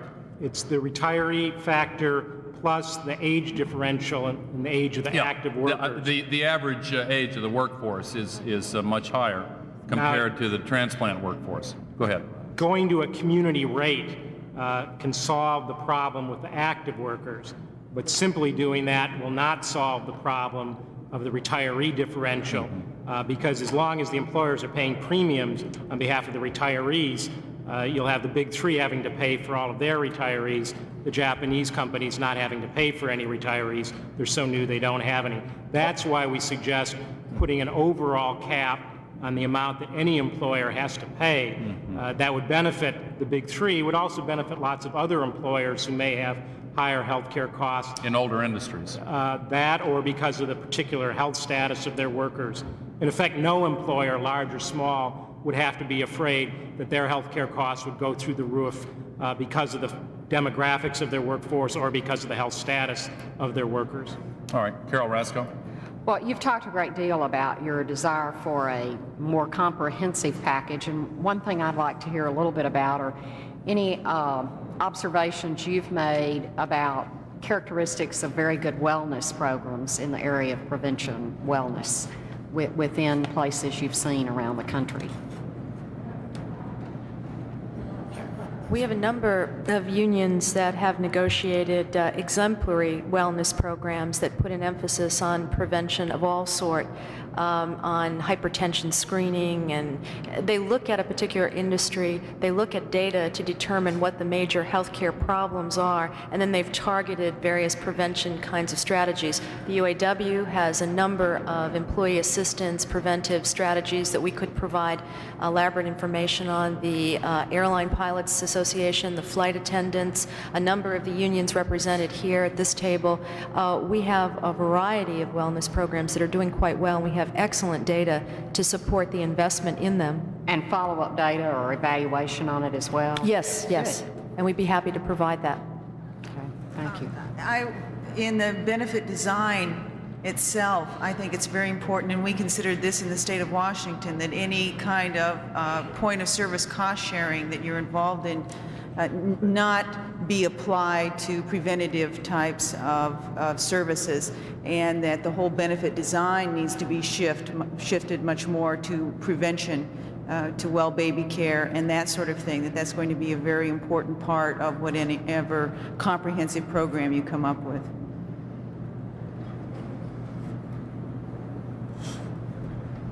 Mr. Magaziner? Yep. I have one other question. In terms of the comprehensive benefits package, I'm curious about the wraparound question that you raised before. If the comprehensive benefits package that's guaranteed nationally is at a level that is comparable to those that have been negotiated by your unions, would you then still feel the need for a wraparound of some sort beyond that, or what would that wraparound be? Well, I guess until we know what the comprehensive benefit package is, it would be hard to answer that question, because there are so many different situations with so many different employers and different unions. One issue that comes up here when thinking about benefits package differences is the question of copays and deductibles. And particularly if there's going to be a fee-for-service option, which we expect there would be, they've traditionally used copays and deductibles in one way or another to help control utilization. And some people would argue that that's necessary to kind of keep that kind of fee-for-service system working. Do you have any views on that? Mr. Magaziner, I would say that there's a political danger there if you go down that route. And the danger is that you will have a lot of middle-class Americans, non-union as well as union, who currently have those deductibles and copays paid for by their employer. And if you all of a sudden say, no, we're not going to let employers do that, you're going to be making these people worse off. And they will be having the feeling that they're being made worse off to help pay for someone else's health care. And you'll have the same dynamic that you had with the Medicare catastrophic program. So we would strongly urge you not to do that. Can I ask a question about those, just to pursue it one step further? If you set a nationally guaranteed benefits package that's as good as the best contract that any company has negotiated with anybody, it gets a little bit expensive, more expensive than if you don't do that. On the other hand, as you say, if you set one that's comprehensive but maybe is a bit below that, then you face a dilemma. And the dilemma is, do you want to drag down that one, those that are higher to that level? That runs into the problem you just talked about.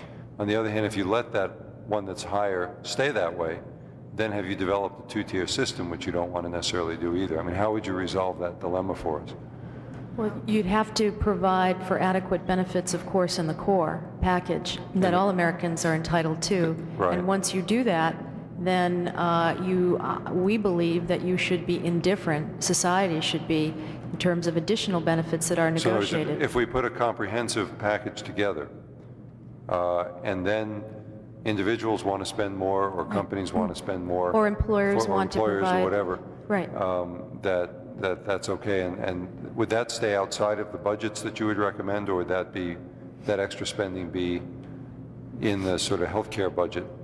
I think we truly can't answer Until you that see the question until we package. see the package, but assuming you're going to cover most of the major medical, what is Right. considered to be major medical, then that leaves you in another direction perhaps in terms of the budgeted amounts. There wouldn't be that much to be left out of the budget, Right. so it wouldn't be as a great concern as there would be if you left quite a Right. lot out. Gotcha. Thank you. I think our main concern with a two-tier program is that the first tier would lead to substandard care. Right. And if you have that kind of comprehensive program to begin with, whatever more we can do seems to me to be the product of collective bargaining and union representation. On the other end, also, I'm looking forward to an opportunity to negotiate benefits entirely separate and different from health care coverage. The maintenance of benefits has just absorbed so much of the money that is on the table. It'd be nice to look at training and housing and some of the other kinds of concerns and start using our negotiating strength for our members in those directions. Okay. Just one more question if nobody else has something immediate. You talked about putting workers' compensation, the healthcare portion of workers' compensation, and folding that in, as well as things like perhaps the healthcare part of auto insurance and so on. If that were done into the and put into one healthcare system, what would you do with the other part of workers' compensation? Would you leave that just as a separate system as it now exists? Yes. Yes. Yes.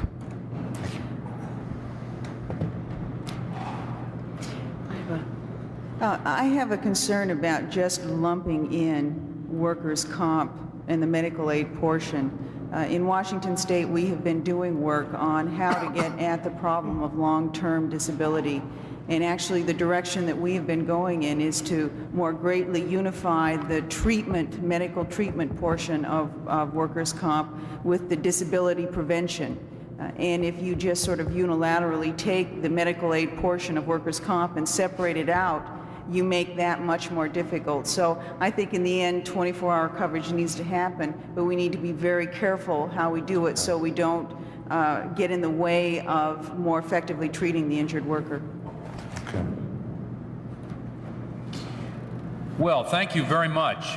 This has been a very interesting and instructive and useful panel. Thank you for all the time and thought you've put into this issue on behalf of the working men and women that each of you represents, and thank you for helping us better understand the challenge that we're trying to confront here. Appreciate it very much. Thank you. Thank you. We're going to go ahead and start in on the next panel, if that's all right. We're going to try to get a jump on it. Panel 11 is the consumer panel, and we're going to ask this panel to address the following question. How can we ensure that all Americans have the security of quality, affordable health coverage? We have a number of people joining us for this panel. Kathy Hurwitz, Legislative Director for Citizen Action. Carol Reagan, Director of Health for the Children's Defense Fund.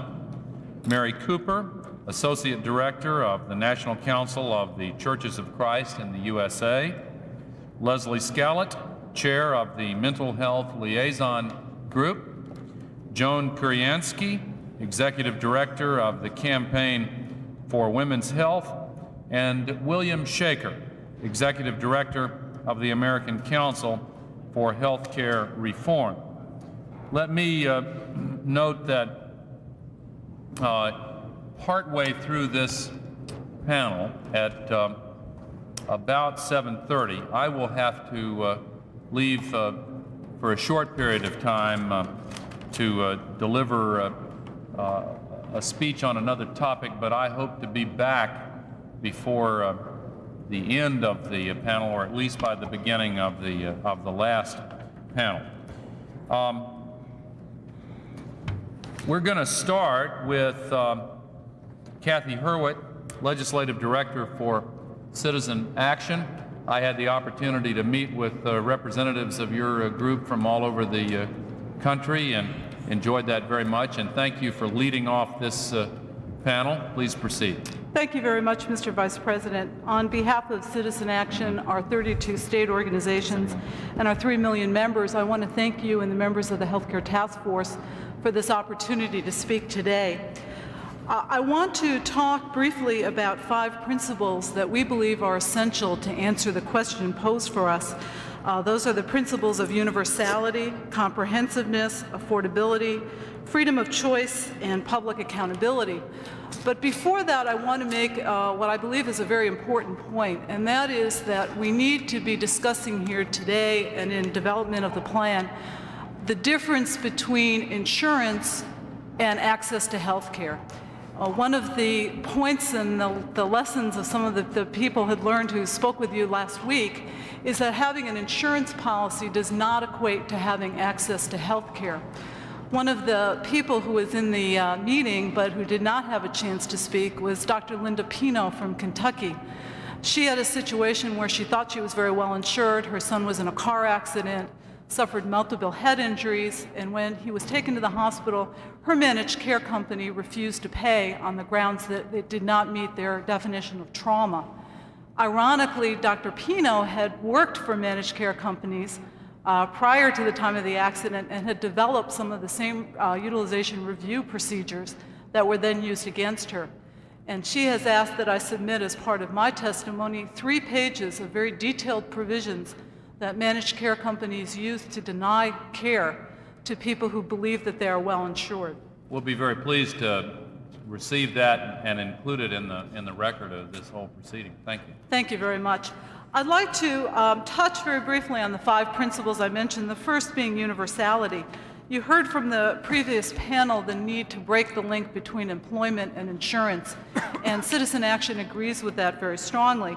We also believe it's important that every American in this country have access to comprehensive health benefits, regardless of their income or health status, where they live, or their age. We also think that in terms of universality, it's important to look at not just the comprehensiveness of benefits, but whether people are covered under the same rules, uniform standards, and particularly uniform reimbursement levels. We have seen through the Medicaid and other programs the problems that people face, even though they are technically covered, when providers have financial incentives not to accept them as patients. And finally, under the issue of universality, it's important to understand that there must be adequate resources and providers for the 43 million people who live in medically underserved areas today. The second principle that we believe in very strongly is the need for comprehensive benefits. We believe that the plan needs to include all medically necessary and appropriate services, including the full range of preventive care, long-term care, mental health services, rehabilitative services, and prescription drug coverage. And again, I want to make the point that we need to have doctors, not insurance companies, making the decision as to what's medically appropriate. Affordability, the need to ensure that people contribute based on their income, not based on insurance premiums. The issue of freedom of choice, which we believe is a quality issue, as well as not just a matter of convenience. And finally, that the plan be publicly accountable and nonprofit, the entity that makes the rules be nonprofit with full consumer representation. Thank you. Thank you very much. Our second presenter on this panel will be Carol Reagan, Director of Health for the Children's Defense Fund. Welcome. Thank you. It's good to be here. Thank you, Mr. Vice President. On behalf of the Children's Defense Fund, I want to thank you for inviting us here today to share our brief remarks on national health reform, specifically our thoughts on how all Americans can be assured of the security of affordable health insurance coverage. CDF applauds the task force efforts to hear from the many individuals and organizations and policymakers on ways in which to reform the system, including what we believe are the key elements of the blueprint for reform that you are currently undertaking. If the Children's Defense Fund were to highlight one of our goals for system-wide reform, it would be the necessity of universal coverage if this nation is to resolve the problem of rising costs, which is making health care and insurance so unaffordable for the vast number of families, particularly those with young children. National health reform holds the promise of bringing all children into the mainstream of the healthcare system by creating a system of care which doesn't marginalize the poor and those with special health care needs, many of whom are our youngest citizens today. One of the many lessons we've learned from the patchwork of programs and financing strategies, particularly the Medicaid program, is that the more segregated and fragmented the insurance pools, the greater the chance of cost shifting between the plans, as well as onto the families unlucky enough to be in a group that is poor or sicker or older, all of whom have higher health care costs. So we urge you to integrate the best parts of Medicaid as you're thinking about health reform. Certainly the recognition of the EPSDT as the comprehensive benefit package for children, which includes primary and preventive care, acute care, and specialty care, from the most basic things such as immunizations and screening services to rehabilitative, mental health, and case management services, into a package of coverage for all children. We also would urge you to think about integrating those families as well as the plans into a purchasing system for all families, since spreading the cost of health services is one step towards assuring the affordability for all families. Secondly, we would urge you to design a financing system which reflects the special situation faced by children, not just in terms of the kinds of benefits they need, but in terms of ones that will provide portability and protections against eligibility disruptions. Employer-based insurance is reaching a shrinking proportion of children. Now about 40% of all children are outside an employment-based system. Medicaid covers 1 in 5 children, and about 8 million are totally uninsured. So many children, particularly those with parents in low-wage jobs, those living in foster care and group homes, homeless children, migrant children, are all going to need assurances that despite disruptions in family situations, their health care is secure. However straightforward this goal, universal coverage will require more than financial security of an insurance card. 40 million Americans, half of whom are pregnant women and children, live in medically underserved communities. Providing security to these families will require a commitment of resources to provide a doctor, a nurse, a clinic, the most basic of primary care services in those communities. Good health is a dream we all share for our children, and the absence of this and adequate medical care has a significant impact on children's well-being and ability to grow up to be productive, healthy workers. There are many problems in healthcare for which there are no clear solutions. Improving the health of children is not one of them. We hope that you will make that investment now. Thank you. We sure intend to. Thank you very much for your statement. Our third presenter is Mary Cooper, who is Associate Director of the National Council of the Churches of Christ in the USA. Welcome. Please proceed. Thank you very much, Mr. Vice President. We're very pleased to have the opportunity to speak with you in the panel today. In addition to my responsibilities with the National Council, I'm also Secretary of the Interreligious Healthcare Access Campaign, which is a grassroots organization of religious bodies working for healthcare reform around the country. Although the National Council was asked to be part of a panel representing consumers, our 32-member communions and their agencies are also employers, providers of health care, and advocates on behalf of those whose health care needs are unmet.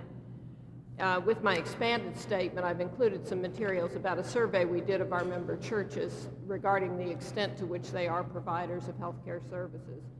The National Council of Churches and the Health Care Campaign both support a publicly financed approach to health care reform. We've come to this conclusion after surveying our member communions, even to the extent of surveying some member congregations. And the word that's come back to us from them is that they very strongly support public financing. The National Council's policy calls for creation of a healthcare system that is universal, providing quality care as a matter of right to every person living in the United States. That is accessible, providing services without restrictions based on place of residence, citizenship, or ability to pay, and that is comprehensive, including preventive, prenatal, and maternity, diagnostic, dental, and long-term care, treatment for illnesses, rehabilitation, mental health services, and drug and substance abuse treatment. Such services should include continuity of care, removing the barriers that now prevent patients from moving easily among providers to have whatever service is appropriate for them at any point in their illness. The health of our nation's people has deteriorated to such a point that we cannot wait any longer for universal access to comprehensive health services. Incremental reform of the system, in our view, would not be adequate to meet the needs of the people in this nation. We feel that this is the time for systematic reform. The nation is paying enough now for every man, woman, and child in the country to have adequate health care, and yet we know that they do not. The problem is distribution. We believe that payment for the health care system should be on the basis of ability to pay, and that lack of funds should not prevent anyone from having access to service. We know that poverty keeps people from seeking medical help until their conditions have become life-threatening and extremely expensive to treat.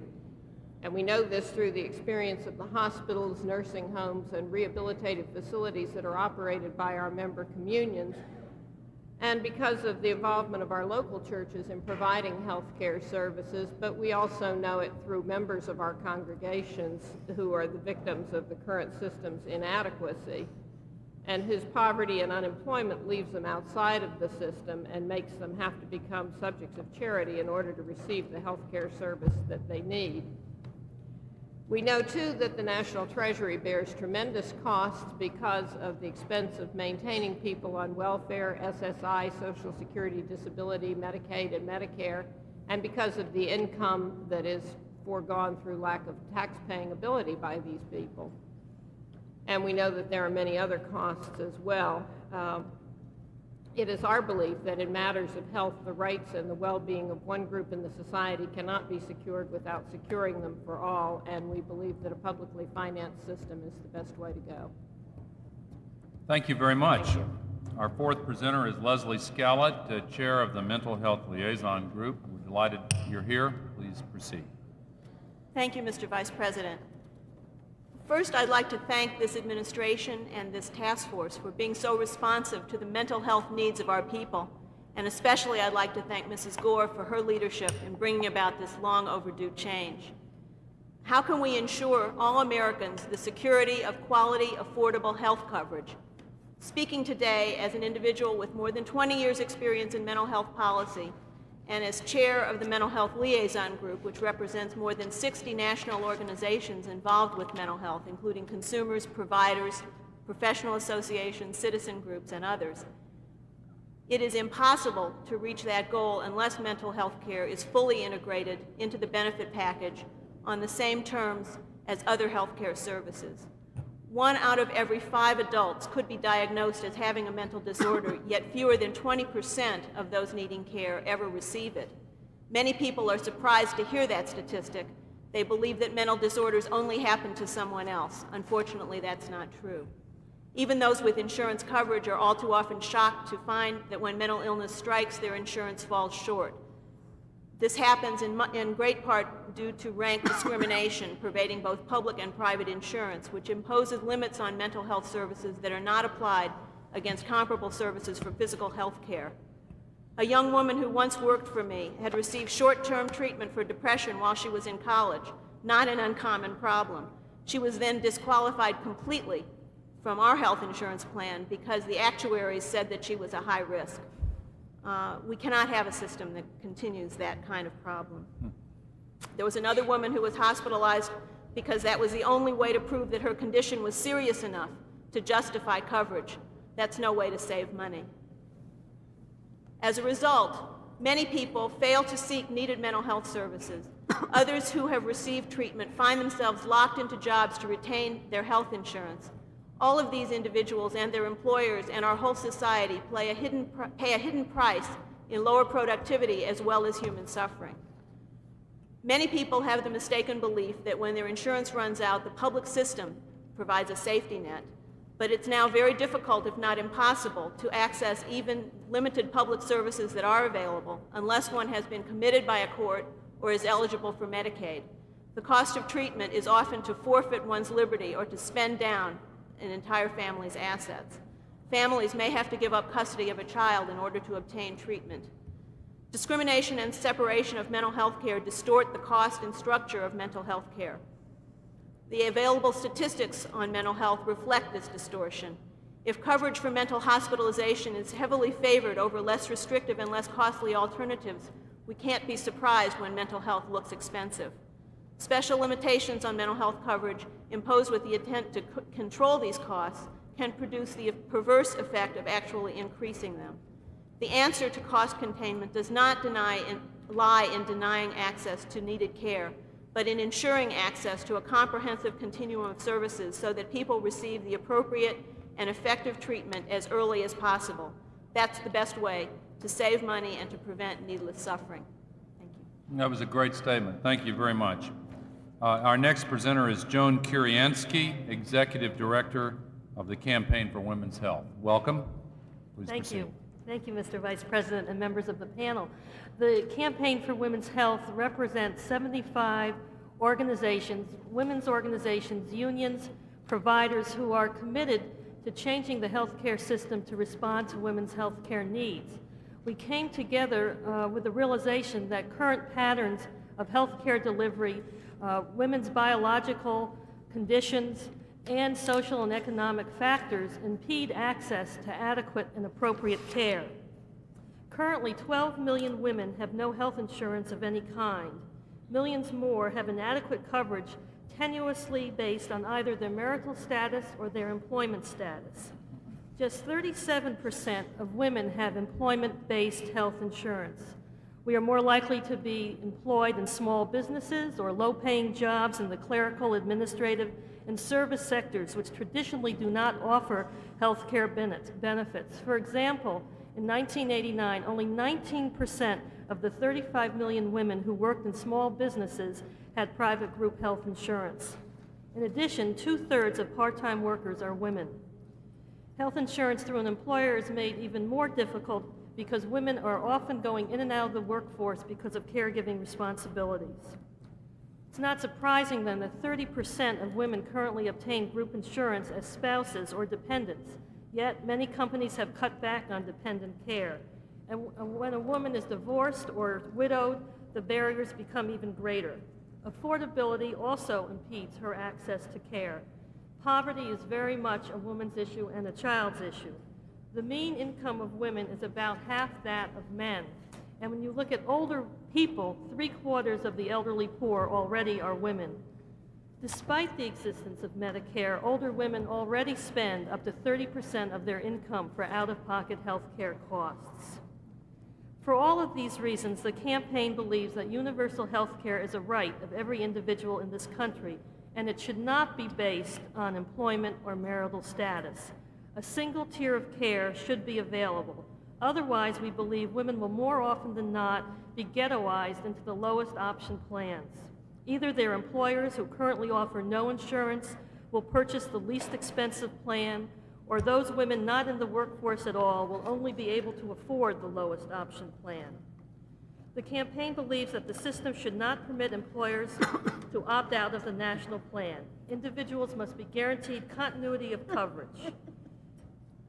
I want to talk a little bit about benefits.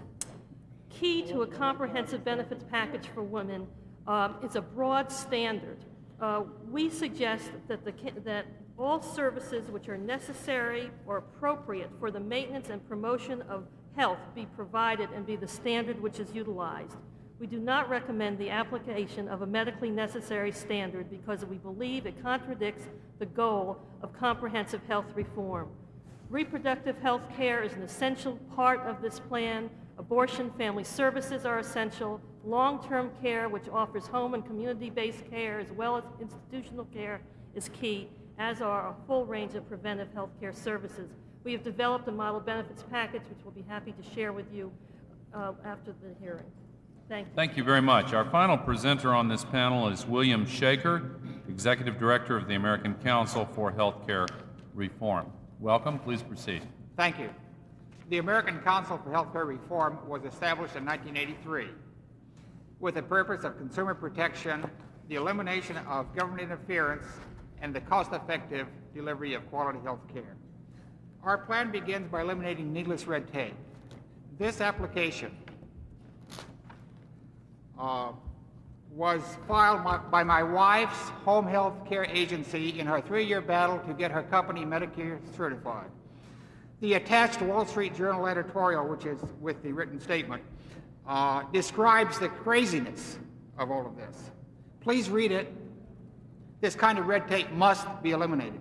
Key elements of our plan include saving billions by eliminating red tape, prohibiting insurance companies from denying or limiting health coverage due to pre-existing conditions, prohibiting insurance companies from canceling policies or raising individual rates due to illness. It requires individuals living within defined geographical areas be charged the same rates, plus a wellness incentive.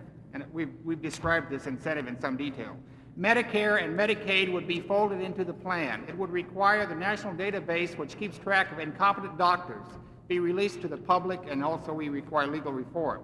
We analyzed proposals we believe that the task force may be actively considering, and as we understand it, the task force favors a managed competition model similar to that proposed by Professor Paul Starr, which would concentrate a draconian authority in a national health board, set all health care policy and prices, and establish a global budget. Ultimately, prices under this managed competition approach will be controlled through rationing. The result would be to force consumers to forego medical care that the National Health Board deemed not worth the expense. The philosophy here is the individual is forced to sacrifice for the good of the whole of society. I think it's ironical that when totalitarian regimes are crumbling all around the world, such an approach is really being given serious consideration by the American government. We're talking about bureaucrats making the hard choices about the quality of people's lives, who shall live and who shall die. For example, authorization of the Oregon Medicaid experiment. In our view, a Polestar-type managed competition plan would essentially be a Canadian-style payer system, a single-payer system under another name. If you ask a person on the street if he or she would like to have a Canadian-style health system in this country, you might get this answer: yes, if it is not run by the government. Once grassroots America understands the details of proposals based on limiting freedom in favor of government coercion, we're confident they'll be defeated by Congress. The single-payer and managed competition plans are unworkable and would create chaos. Both ration care. During the campaign, Bill Clinton was asked if he favored rationing health care, and he said, "We already ration care by keeping it from the poor." The answer is not to make the poor feel better by rationing care for everyone else. The answer is a consumer choice plan which eliminates red tape and reintroduces market forces into the healthcare system, as the American Council's consumer choice plan would accomplish. I certainly hope that our recommendations will be given serious consideration by the task force. Thank you. Thank you very much for presenting them. We'll review them carefully. I appreciate all these presentations, and whoever would like to go first. Secretary Shalala. Since I'm in charge of red tape, I'll go first. One of the things that we're all very concerned about is about quality care for those who are now underserved. And while we know something about incentives for primary care, what's our best strategy to make sure that women and kids and low-income people are not underserved by a new system? What kind of incentives do we have to build in to make sure they're not discriminated against as part of the new system? Maybe, Carol, you'd like to... That's a good question. I think we've thought about that a little bit in terms of the kind of investment in resources. To begin with, I think we really need to have a system where we've got basic primary care delivery systems in every community, or access to those. So when we think about how that every single child or every single family will have access to immunization services, every single child will have access to the basic kind of screening, prenatal care to begin life with a healthy start, those kinds of investments. And the incentives I think we need to do is to begin to change some of the supply side equation. I think that we all know that there's some issues with some kind of providers. There's adequate numbers of those. On the other hand, they're distributed poorly around this country. So we may need to have incentives through like the National Health Service Corps, which put medical providers in certain communities. We may need to begin to develop and build new kinds of health centers that are in these communities that have done a tremendous job in terms of providing primary care services to people.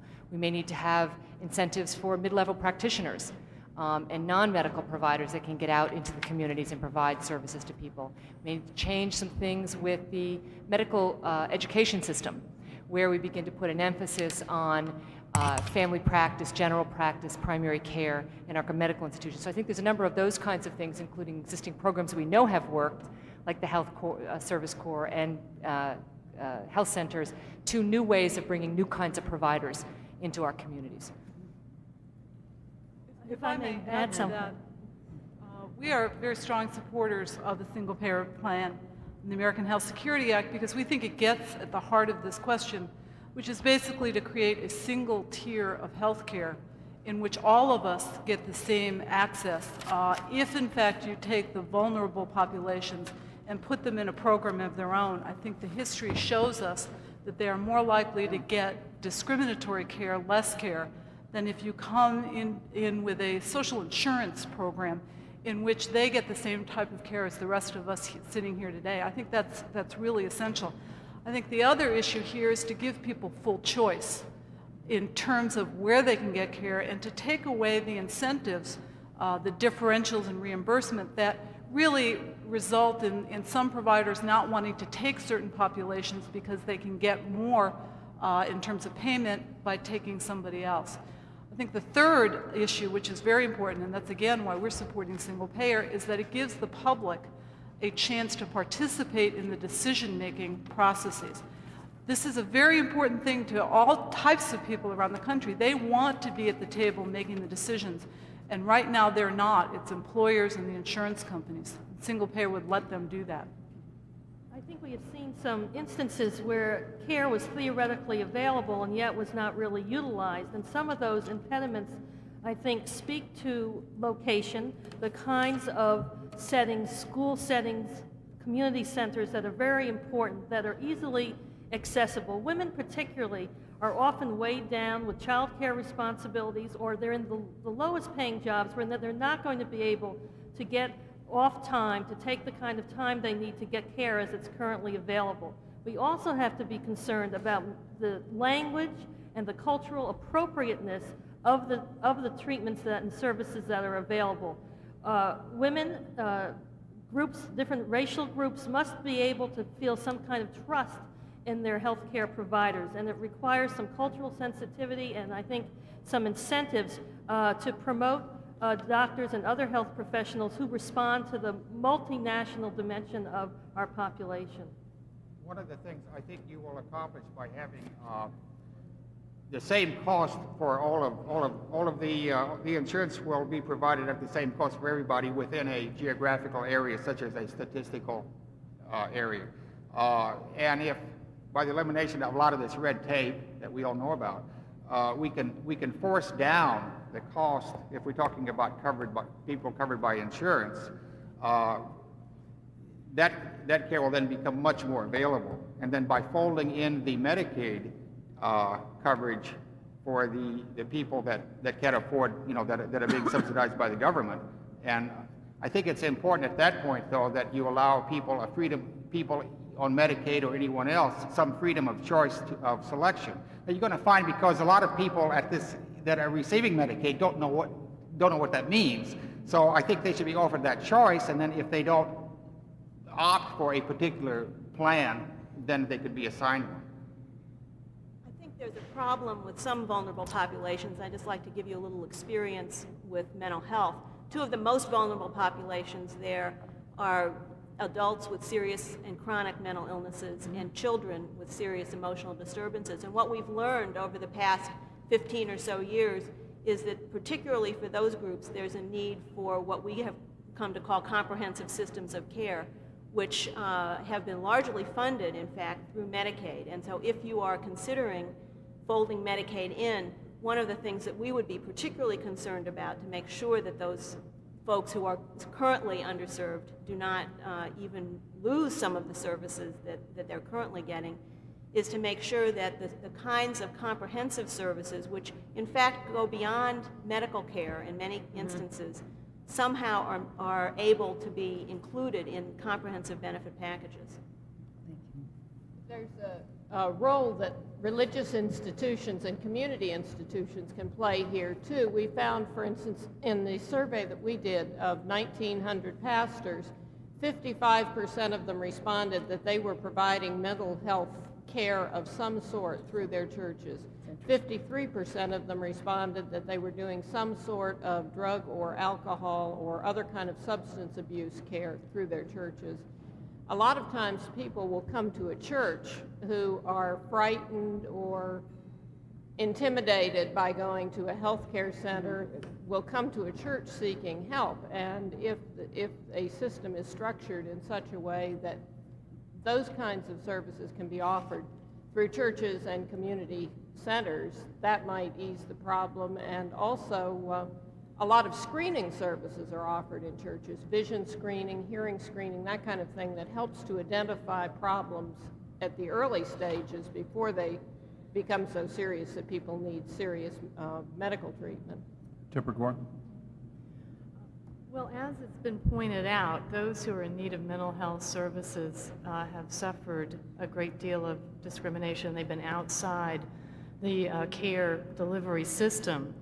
And you've already mentioned the vulnerable populations, the homeless mentally ill, and there's a growing crisis of homelessness in our country, and there are estimates that about half of those people are mentally ill. And of course, many of them came onto the streets because of the deinstitutionalization, waiting for the community-based programs, which there just aren't enough of. I mean, in many cases, they don't exist. So my question is, how can we be sure, how can you be sure in your thinking that we do create community-based programs for those people who have not been served at all, even with, let's say, universal access? How are we going to be sure we bring them in, and where would you place a delivery system?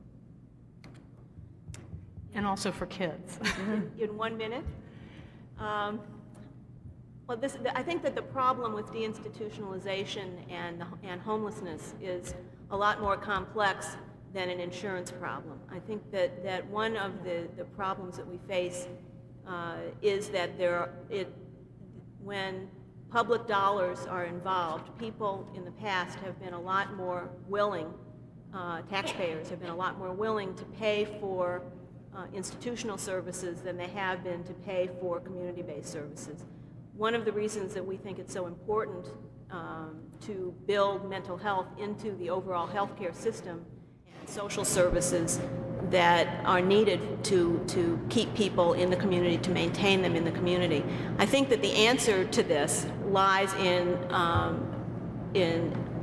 integrating public and private delivery systems, not just the financing structures. Our state systems have done a tremendous job over the last 10 years, at least in place everywhere, but there are models available for how to provide services that enable people to maintain themselves and live productive lives in communities. Great models available, particularly for children's services. And I think that our problem in mental health, as opposed to some other areas of health, is that we have a public delivery system that has been separate from private forms of payment for care. And in integrating these two systems, I think one of the real benefits that we have available to us is this public system that exists but has always been underfunded, particularly on the community side. So for example, if it's possible for public programs to have access to insurance dollars as opposed to now where they only have access to taxpayer dollars, that could make a big difference. There are many people in this country, for example, who have adult children who have a serious mental illness. If the parents have enough money and those children are not eligible for Medicaid or not eligible for public services, often they cannot receive any kind of comprehensive community-based services. If insurance were to cover those people as well as people who are now covered through public systems, I think what you would have would be a much stronger network, a much better base of funding for the kinds of comprehensive systems that are needed. If I could, go ahead. I think this issue very much bears on the issue of long-term care and the importance of looking at health care as a continuum. And you can't very easily segregate acute care from chronic and long-term care. It's really key that we look at the health of a person throughout their life and the different types of care that they need so that we provide incentives for people to stay at home with adequate respite care, with adequate home care, as you were saying. But I think the attempt to segregate populations or type of care is an endemic problem with the system as we now have it, and it is key, just as we're looking at a single system, a structure for the healthcare delivery, that we look at the kinds of services from that continuum, from that perspective of a continuum of one's life. If I could just follow up on one point. We are talking about children with serious emotional illnesses. That's true, but in our society we're also talking about, let's say, kids, teenagers who are in need of some sort of mental health counseling, or perhaps depression or suicide is the third leading cause of death for children. Many mental health professionals have said perhaps that's undiagnosed depression or conduct disorder. So in other words, there is a continuum, just as Joan pointed out. Where is the best service delivery point in designing a reform system of care for kids that range from those that have serious and chronic problems, as well as those who perhaps, just need some acute care, even managed in their home or in their school? I think that our position as a mental health field is that that mental health care should be integrated to the extent possible with other forms of care. Now, there are, when you have a population, an identifiable population with long-term needs, then perhaps there's a need for a particular kind of comprehensive service structure. I think that a lot of kids need to be served the same way they are with other kinds of health care. For example, we have school-based health clinics that have grown up around the country. One of the things that we've learned in those school-based clinics is that a lot of the kids are coming in with mental health problems, even though it's not called a mental health program. And I think that what we're very pleased that that's happening, and I think that one of the things that shows is that if you have a generic kind of health program, people who have mental health needs can be served through those, and particularly it becomes less threatening and less stigmatizing to do so. Mr. Magaziner? Yes. I think we all share the goal you expressed about universal coverage and also making that real, not just giving people a card. I guess one complex issue we face is the timing issue of how you phase that universal coverage in as you're phasing in a new system that is also going to cut costs and kind of look different from a delivery system structure from the current system. And I'm wondering if you can, we'd all like the new system to be here, whatever it is, tomorrow perhaps, and everybody to be covered tomorrow. But what do you think is a realistic time schedule to get universal coverage phased in the proper way and to have that go in coordination with the phase-in of a new system of care? Let me say one thing I think that the task force has already accomplished, really. I mean, I was listening to a lot of the testimony today and listening to some of the insurance executives, and they're willing right now. I don't think there's going to be a lot of fight if there's legislation to require that pre-existing conditions not be considered. I don't think there's going to be a lot of fight if somebody gets sick, that all of a sudden their insurance coverage gets lifted. We had a man working for us last year who had been laid off from his corporation, and he lost his insurance. I mean, his insurance didn't cost him very much because he had the benefit of the group coverage, but he would have to pay almost as much as we were paying him just for his insurance. Now, under what I think we're maybe talking about is individuals will be able to buy because it's going to be priced the same by geographic area, the same as it would have cost before. So right now, I think, without doing too much, you can accomplish a lot. Can be accomplished just in a lot greater access than we had last year or the year before. And then when you start maybe removing a little bit of this third-party payer situation from health care, right now there's all of the incentive in the world to use up as much of your insurance as you can. If you go to the hospital, get that X-ray. It doesn't cost any more. You know, but if there's an incentive, a wellness incentive built in, and you're paying so much for your insurance, and your cost for that year, or the cost for your family, is considerably less than what the average for the area is, you're going to get some money back. You know, there's a real incentive to keep those costs down. So all of these kinds of things, I think, can happen pretty fast. Well, the one piece of it, though, that presents a particular difficulty is most of the people that are uninsured now are low-income workers, or they are women with children and so on, who could not afford on their own necessarily to pay insurance for themselves now, particularly at the kind of rates that exist now. Even if one were to do something with those rates and get them a bit under control, they're not going to be cut in half tomorrow. And so there is an issue of public finance here, and there's an issue of how quickly you can phase people in or pay for it out of cost savings that you might get from the entire system and so on. And I guess that's really the question. That's kind of a, you know, that's a political decision, how much Congress and the public decides they want to spend in addition to what is being spent. We're spending a lot right now on Medicare and Medicaid, you know, and I think with some of the efficiencies we're talking about, getting rid of some of these stupid requirements, and maybe even some of the utilization review committees, a lot of money can be saved right there to make more funds available for the people we're talking about. Then I think it's really important, though, whether a person is at the bottom of the structure or up at the top, that they not be prohibited from getting additional care if for some reason they can have it. And I think there's one other point along these lines I just wanted to address, if I might. And Quickly, so we can let some other people speak too. well, I can submit it in writing. No, please. All I was concerned about is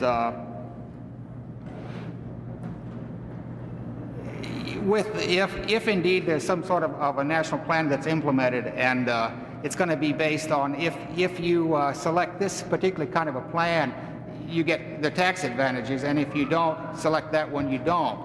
What's going to happen is a lot of people are going to be prohibited from getting the more sophisticated kind of care, and I think that would be tragic, because you're limiting freedom of choice. Joan, did you want to get in? I think the challenge that is posed to us is looking at how we balance the need for greater benefits with expanded coverage. And as we struggle with that, we don't have one clear answer, but I think that the underlying philosophy with which the campaign looks is that it's important to make sure that we have as broad an inclusion as early as possible in the healthcare system of everyone. That universal coverage is key, and that the structure is in place to build in benefits first to the most vulnerable and then forward. We have to make sure that within the healthcare planning, there is an administrative and financial structure from the beginning that incorporates the possibility of the full range of services. But what is key is that you build that structure initially and move forward as we're able to afford. So, I mean, just as a trade-off to pick up and make sure I understand what you're saying, if there does have to be a phase-in that's, you know, slower than we might otherwise like, what you're saying is bring everybody in at some level and set the structure in place, and then have the phase-in be the upgrading of the comprehensive over time. Yes, but and have that set in place, but as opposed to bringing in this group first and then that group next and so on. Both the administrative structure and the financing mechanism we should see from the beginning moving forward. But you would basically bring everybody in some way and then develop the comprehensiveness as opposed to bringing in this group or bringing in that group. Yes, and our hope is obviously that there'll be some kind of standard package that will be enforced at the beginning of the new plan, the national plan. Does everybody agree with that? Actually, I would. Well, I do. I find it quite impossible to distinguish among groups and to say one group is more deserving than another. I think we have to have a basic package of benefits for everybody. At this point, we know there are huge numbers of children who don't even have basic immunizations and that kind of thing, and that can't be allowed to continue. Carol? Well, I was going to answer that too. I think the dilemma is that we all want as fast a time frame as possible. And because we know also that the longer it takes to bring in different groups of the uninsured and the underinsured, the bigger the bill will be down the road. And so that to get a handle on costs, not only of the whole system, but of particular parts of the system, we need to bring in people quickly. One argument to be made is to bring in everybody very fast, and the other we would urge you to look at is bringing in pregnant women and children first. Mainly because of the cost and the simplicity of it and the investment payoffs. There are 64 million children in this country. 8 million don't have any insurance. Many now have insurance but are underinsured. Many haven't. But most of those children really need a basic amount of health care, primary preventive care. Most children don't need hospitalization.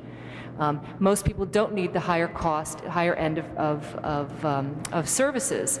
However, there are a couple million children that do need the disabilities or other particular needs that need specialized care.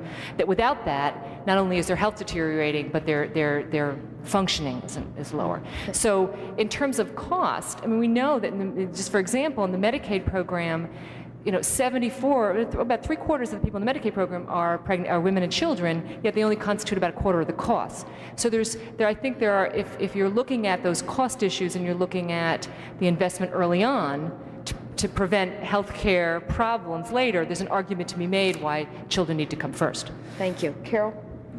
While we have a panel of consumers, I would be very interested in having you talk about, as the system is put into place, your views on consumer input in local level planning, community planning, how you best think that should be set up. One of the things I think is important, especially if there's a fairly radical departure from the current way healthcare is delivered, in the event that the panel should recommend a single payer system like the Canadian model, or maybe one of the more stringent managed care programs. I think it's really important that it be pilot tested, perhaps regionally, as I think Rose Perot said the other day. Let's not put the whole country in it and find out we made a mistake and then we've got a real problem to correct. If it's a real radical idea, I think it ought to be tested on a very limited basis first. Someone else want to get into this? Yeah, I would like to Yes. speak to that. I think that one of the problems with consumer participation is that you get one consumer or two consumers who on a panel who are trying to speak for all consumers. That can't be done.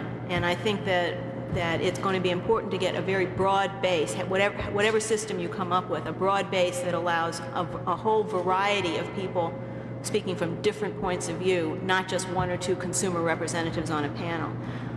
One area that I think is particularly important to bring in consumer participation is in the design of information systems. I know that as you design your entire healthcare system, a big part of that is going to be requiring common information from all the different providers and so on. One very strategic place for consumer involvement will be in the design of those systems. What kinds of questions need to be asked in order to make sure that the information that comes out the other end makes sense? Thank you. Mrs. Gore? Do you have a question?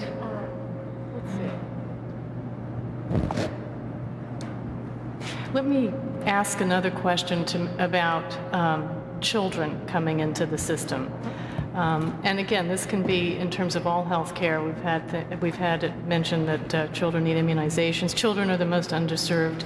And again, with the caveat that we don't want to talk about a special population, because we're trying to design, the Healthcare Task Force is trying to design a system which is going to bring all special populations within the system. However, children have special needs, whether it's a cerebral palsy child, whether it's a learning disabled child, whether it's a seriously emotionally disturbed child.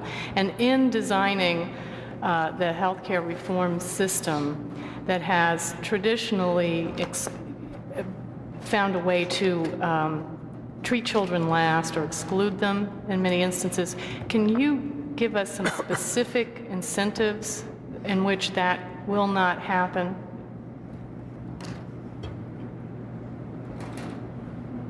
Incentives in the delivery system or in the, In the whole, I'd be we're happy- talking a Right. comprehensive system. From your, what I want is from your perspective of how to safeguard against that, given the different systems that are on the table.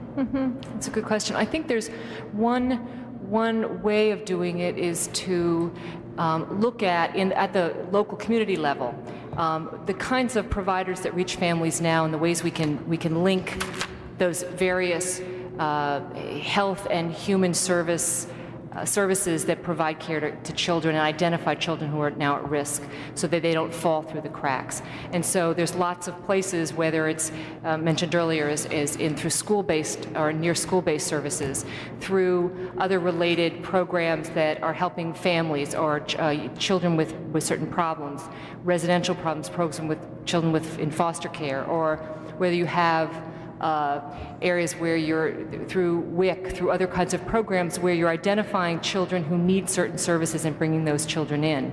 So I think there's one area, if I understand your question, in terms of incentives, is having local providers who interact with children and their families now integrated into the delivery system or the financing system so that their particular services and expertise are brought in, many of which are not medical. They can be, what would be some examples? Of the types of services? That are not. Let me see. Well, a couple of them would be nutritional counseling for children. Some of them would be children with specific healthcare needs where you need case management services, where you have social workers or certain providers who are interacting with families that need a whole range of, whether it be mental health or certain therapies or those kinds of things, certain screening services to screen for certain healthcare problems or disabilities that are often neglected early on because they don't have access to a primary care provider, but you might see them in schools and be able to identify that earlier. Lots of ways we see that is in screening in schools for children with vision or other problems, where sometimes learning problems are a result of not having eyeglasses. So those are the kinds of things I think we'd be talking about. I don't think that we can separate children from their mothers. And in fact, when you're talking about children's health care, you're talking about women's health care, and you're beginning with reproductive health care to make sure that there's a full panoply of services so that children are born with decent birth weights, that their care is appropriate. And as you go along the continuum, I think we have a tendency to want to, again, as I say, segregate ages. And as the director of the Older Women's League, I'm very aware of what role women play as caregivers of both the young and the old. And it's very important when we're talking about building a healthcare system that works for children has got to work for their mothers and their grandmothers who are often ending up taking care of their children. That's right. Leslie? Both with regard to caregivers and with regard to places like schools where many children are much of the time and which is going to be a gateway to healthcare services. One of the big problems is that we tend to rely on schools, let's say, or on mothers to do an awful lot. And when kids have special needs, I think it would be very important and a very good incentive to make sure that there is expert advice available to the schools or to caregivers. For example, one of the things that used to be a role of community mental health centers and which has fallen by the boards in a lot of places because of lack of reimbursement was something called liaison work, where community mental health center staff would work with local schools and other agencies to make sure that the teachers had support, that they knew when a child needed some kind of help, that they had some way to refer that child or some way to make sure that someone who understood the problem could refer the child. So I think that one of the things that you might think about is making sure that the public structures and public services provide necessary supportive expertise and help to the organizations throughout, whether it's organizations or individuals who are actually providing care, to make sure that special expertise when needed is available. Thank you very much, and thank you to the entire panel. I'm afraid that we have to move on. This has been a remarkable panel. We thank you for your contributions to our own thinking, and just as important, if there are some things you want to add, feel free to communicate with us. Again, I know many of you have seen this before, but feel free to send us whatever materials you think that we ought to look at. We'll move to the next panel. Was that right? Huh. Oh, okay. I think we'll take a break until the Vice President returns. Why did they turn on the red light?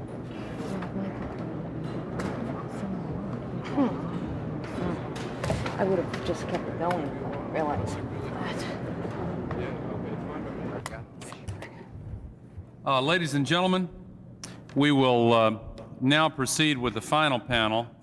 Let me express my personal thanks to the members of this panel for being patient throughout the day and for being extra patient while I returned from filling in for the President at a speaking engagement just now. And we're starting on time, but it is a late hour, and we really do appreciate your willingness to hang in there with us. It's been a very interesting day up until now, and this too will be an interesting panel. This is a business panel. As I said at the very start of the day, we will have two business panels today. This is the second one. It is oriented a bit more to the interests of large businesses, but a couple of the organizations represented here speak for a great many small businesses as well, so it's important not to overgeneralize. Our panelists include Jerry Jazanowski, President of the National Association of Manufacturers, Robert C. Winters, Chairman of the Health, Welfare, and Retirement Income Task Force for the Business Roundtable, Robert Patricelli, Chairman of the Health and Employee Benefits Committee with the Chamber of Commerce, Tracy Mullen, President of the Government and Public Affairs Division with the National Retail Federation, Patricia Nazametz, Director of Benefits with Xerox Corporation, speaking here on behalf of the Washington Business Group on Health, and Ellen Goldstein, Director of Health Policy and Communications with the Association of Private Pension and Welfare Plans. We are asking the representatives on this panel to answer the following question: what's the best way to ensure that employees of large businesses get quality, affordable health coverage? We are interested in your views, and Jerry Jazanowski, President of the NAM, if you would lead off, we'd appreciate it. Please proceed. Thank you very much, Mr. Vice President. I'm Jerry Jazanowski, President of the National Association of Manufacturers. The NAM includes over 12,000 members, large and small, 97% of which pay health care benefits now. In large measure, the enormous cost we pay cause us to be delighted about the attention that the Clinton administration is putting on this very important issue. The issue is not just providing quality health care and extending the access and reducing the cost. It seems to me the criteria is doing that in the context of a balanced economic growth and job creation environment. That's the overwhelming criteria, and if we want to do both health care and encourage growth in jobs, I would suggest at a minimum that we need to do 7 things along the following lines. First, we've got to stop the cost shifting. Providers for public programs must be paid fairly in order to prevent the cost shifting, which we estimate is running at about $11 billion a year, as firms pay for the costs that are not paid for because of the cutbacks in those programs. Secondly, we need a broad drive for quality improvement and administrative efficiencies. In my view, the most important thing, Mr. Vice President, we can do is apply the quality measures that we've learned in manufacturing and elsewhere to the entire healthcare system, and that means cutting the waste and inefficiencies that exist. It means developing and disseminating healthcare outcomes on what works, on which hospitals and doctors provide, what kind of care and at what price, so that both payers and consumers can make intelligent decisions. In my judgment, the most fundamental thing we need to do is improve the buying decisions of the people who buy health care. Third, we need to achieve medical liability tort reform. Defensive medicine, the extra tests and treatments ordered by physicians to protect against lawsuits, we estimate from a study in 1993 cost about $37 billion over 5 years, and if we reduce that kind of defensive medicine, we can use those cost savings to both extend coverage and reduce costs on employers. Fourth, we need to maintain employer flexibility in the implementation of this plan. A reform system will create a new infrastructure that builds upon an existing infrastructure where many firms are already doing quite successful measures, and we have cooperatives or things like cooperatives that exist out there. So in order to allow those firms to continue to do the intelligent buying and quality decisions that they're doing and to implement the program successfully, we need to maintain that flexibility. Fifth, we need to harmonize with our state laws. The Employee Retirement Income Security Act has encouraged self-insured employers to provide health benefits across state lines, and that's been a good thing. It seems to me that system reform that we're talking about here should harmonize the relationship between state and federal laws. Sixth, we need to pursue financing that encourages good buying decisions and at the same time doesn't reduce jobs. It's not very well known, but our current healthcare system destroys jobs in manufacturing. Much of the cost of the health care is shifted back on employees, and as a result, the reason we've had as much downsizing as we've had is in part because of the burden of employers trying to escape the burden of health care. For that reason, without having a final answer, it seems to me that we need to look at a financial system that encourages good buying decisions by consumers and at the same time doesn't reduce employment. I know it's not the most popular right now, but I continue to believe that a value-added tax, which would reduce payroll taxes at the same time, is the sensible way to go in order to encourage buying decisions and not reduce employment. Finally, we need an improved delivery system that gives us universal coverage. We must move to a system that brings Medicare into our overall system and Medicare beneficiaries as well.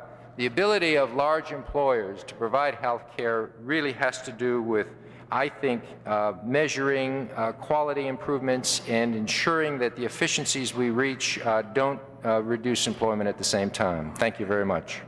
Thank you very much. Our second presenter is Robert C. Winters, Chairman of the Health, Welfare, and Retirement Income Task Force with the Business Roundtable. Please proceed. Thank you, Mr. Vice President. The Business Roundtable applauds the task force's interest in managed competition as the way to bring fundamental reform to the American healthcare system. Your question asks for the best way to assure that employees of large businesses receive quality, affordable care. There are really two issues there. Firstly, large businesses are already providing quality care for virtually all of their employees. But the second issue is costs, and we've been working hard to get the costs of that quality care under control. We have seen results. We know that good systems of managed care are highly cost-effective. The difference in average premium between health maintenance organizations, managed care programs, on the one hand, and indemnity plans on the other, is over $700 per employee per year. Employers who are using managed competition principles now, such as Xerox, such as CalPERS, which is a public system, the California Public Employees System, report dramatically reduced rates of cost increase. Last year, for example, CalPERS health costs rose only 1.5%.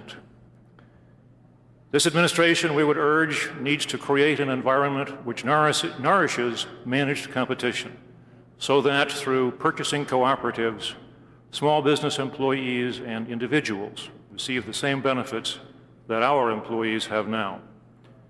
Beyond that, the Business Roundtable believes that all Americans should have affordable coverage available to them. We believe that we should reform medical tort laws to save billions. And finally, we strongly believe that the health care market can work like other markets if the incentives are structured correctly. Real competition can drive down costs and make quality care more affordable. With the right policies and a positive environment, we can go a long way toward controlling costs. At the same time, we urge the task force to avoid seeking a silver bullet, such as price controls. Price controls will freeze investment in medical care systems at the very time we need it most. What's more, price controls have always failed to contain costs in this country, whether in oil and gas or in health care. America's experience with Medicare proves that you can't control unnecessary procedures simply by controlling their price. When our healthcare system has costly problems like unnecessary surgery, we believe that the solution is not to control the price of that surgery, it is to eliminate it. In designing your plan, please, we urge, don't hurt those who have already taken the difficult steps to reduce costs.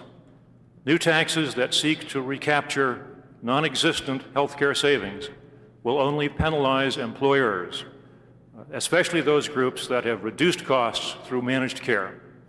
And the measures you are proposing will only reduce the rate of cost increase. There will be no savings to share. Further and finally, we all agree that we need to hold down healthcare costs to make our nation more competitive. But if the government raises business taxes while employer healthcare costs continue to rise, even if more slowly, that can only hurt American workers. Thank you, Mr. Vice President. Thank you very much.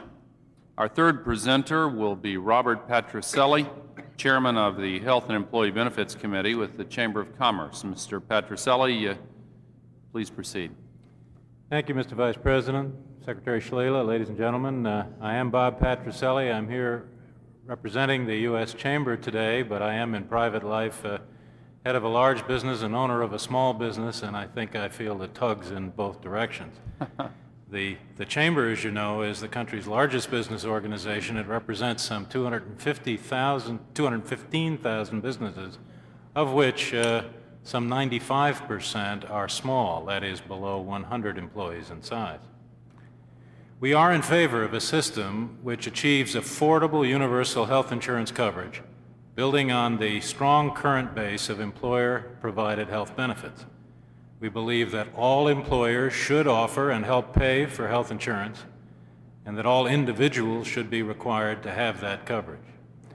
But there are certain critical conditions that accompany our endorsement of those principles.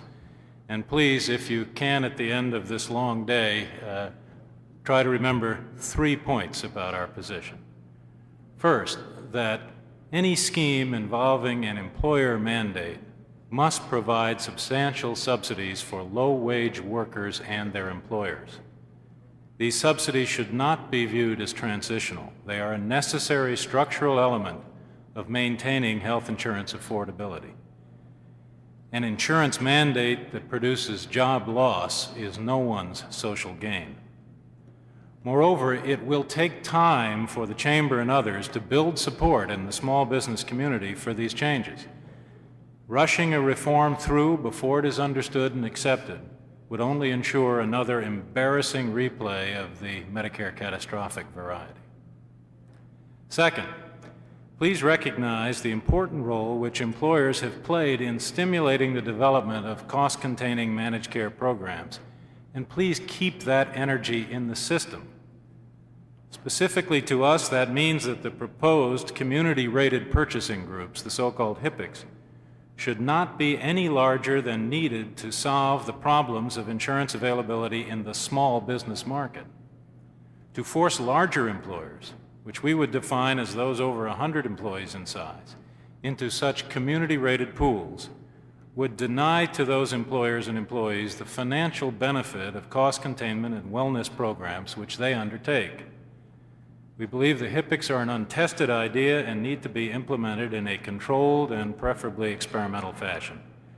And third and finally, we would urge you to resist the temptation to regulate premiums, prices, or wages in the hopes of achieving some quick fix on healthcare costs. We believe the cure would be worse than the disease. And make no mistake, private employers are not asking you to save them by regulating their premiums and prices. So what is the constituency for such a step? Nor would such regulation help in terms of Medicare and Medicaid costs. There, we would urge you to apply some of the managed care techniques which are working in the private sector. In closing, we've appreciated the opportunity to meet with Mr. Magaziner and Secretary Shalala's staff. We seek to be a constructive participant in this debate and look forward to more opportunities to discuss these points with you. Thank you. Thank you very much. Certainly appreciate your statement. We'll look forward to the questions and answers in a moment. Our next presenter is Tracy Mullen, who is President of the Government and Public Affairs Division of the National Retail Federation. Welcome, and please proceed. Thank you very much. My name is Tracy Mullen, and I'm President of the National Retail Federation. Our diverse industry is comprised of the largest national chains to the smallest independent stores and employs almost 20 million Americans. That's 1 in every 5 U.S. workers. Retailing consistently creates jobs, over 300,000 new jobs each year in the last 2 decades. We provide first-time work experience. 25% of all retail employees are younger than 25, and 1/4 of all jobs going to previously unemployed workers are retail jobs. Retailing is a unique industry. Its doors are open for business 7 days a week and 12 hours a day. Some stores are actually open 24 hours a day.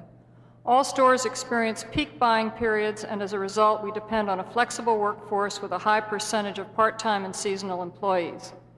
Flexible work hours are important to many American workers trying to balance work and family responsibilities. In fact, the vast majority of all part-time retail employees specifically seek part-time work. Even today, with health care costs rising out of control, 4/5 of retail employees have health insurance. Nearly half of all uninsured retail employees work in firms with fewer than 25 employees. To ensure that employees of large and small businesses get quality, affordable health coverage, the rising costs of coverage must be brought under control without destroying a business environment capable of supporting wage, job, and investment growth. The retail industry believes this can be accomplished best through the following reforms to the U.S. healthcare system. First, reorganize the way healthcare is delivered by moving to a system of managed competition with an individual mandate that requires that all Americans have access to care through broad risk pools. This access could be financed by a reasonable tax cap and by a recapture of indigent care subsidies in Medicare and Medicaid that would be unnecessary in a system that provides universal access. Second, empower consumers and providers with information on health care costs and outcomes. And third, develop standards for appropriate care. Retailers support reforming the healthcare delivery system by moving to a reasonable form of managed competition. However, an employer mandate to cover and pay the cost of employee health care plans will unnecessarily burden retail employers and employees. Nathan Associates has calculated that if retail employers pay 80% of the least costly health plan available to their employees, the employer's direct cost will increase $12.6 billion. That's 81% in the first year of managed competition. Retail employers will adjust to the heavier cost burden of a mandate by shifting some of it to their employees and restructuring their workforce. This increased cost could result in the loss of almost 500,000 jobs in the first 5 years of managed competition. Therefore, we must anticipate a direct trade-off between an employer mandate and loss of jobs at the lower end of the wage scale. The impact of these losses will be felt most by retail employees who are currently uninsured, the very group managed competition seeks to help. NRF shares your vision of affordable health care for all Americans. We want very much to work with you to realize genuine, long-lasting reform. We are not prepared, however, to abandon this vision to an employer mandate that will result in wage and job losses for many retail employees and an unnecessary financial burden for many American families. I greatly appreciate the opportunity to appear here this evening. Thank you. Well, we appreciate your presence. And our next to last presenter this evening is Patricia Nazametz, Director of Benefits with Xerox, and speaking on behalf of the Washington Business Group on Health. Welcome, and we're anxious to hear from you. Thank you, Mr. Vice President. Good evening. I'm going to focus my comments this evening in response to your challenge to us earlier on the importance of reforming the healthcare delivery system. Corporate America places the highest priority on the achievement of a healthcare system that is affordable, accessible, and accountable to all Americans. We believe that the potential is great to improve the quality and affordability of healthcare overall and to place the focus of the health system where it belongs, on the patient. The American people would be served best by a system that is organized to meet their needs and to continuously improve the quality of the care and services it provides. Healthcare should be provided through vertically integrated healthcare financing and delivery systems that offer comprehensive care through networks of healthcare facilities and practitioners. Consumers should have an opportunity to choose among these systems on a periodic enrollment basis. This will help to ensure the health system's sensitivity to consumers' needs. We support comprehensive market reform that will enable smaller employers to purchase affordable health care plans for their employees. We believe that this can be achieved through purchasing organizations that can provide small employers with the market power and technical expertise that have enabled many large employers to contain costs and improve the quality of care offered to our employees. We believe that mid-size and larger employees can and should continue in their roles as plan sponsors. To ensure that all consumers and purchasers benefit from being able to choose among systems of care, it is important that one system doesn't dominate the market. Market dominance by a single sponsor would raise barriers for entry of new systems and impede innovation.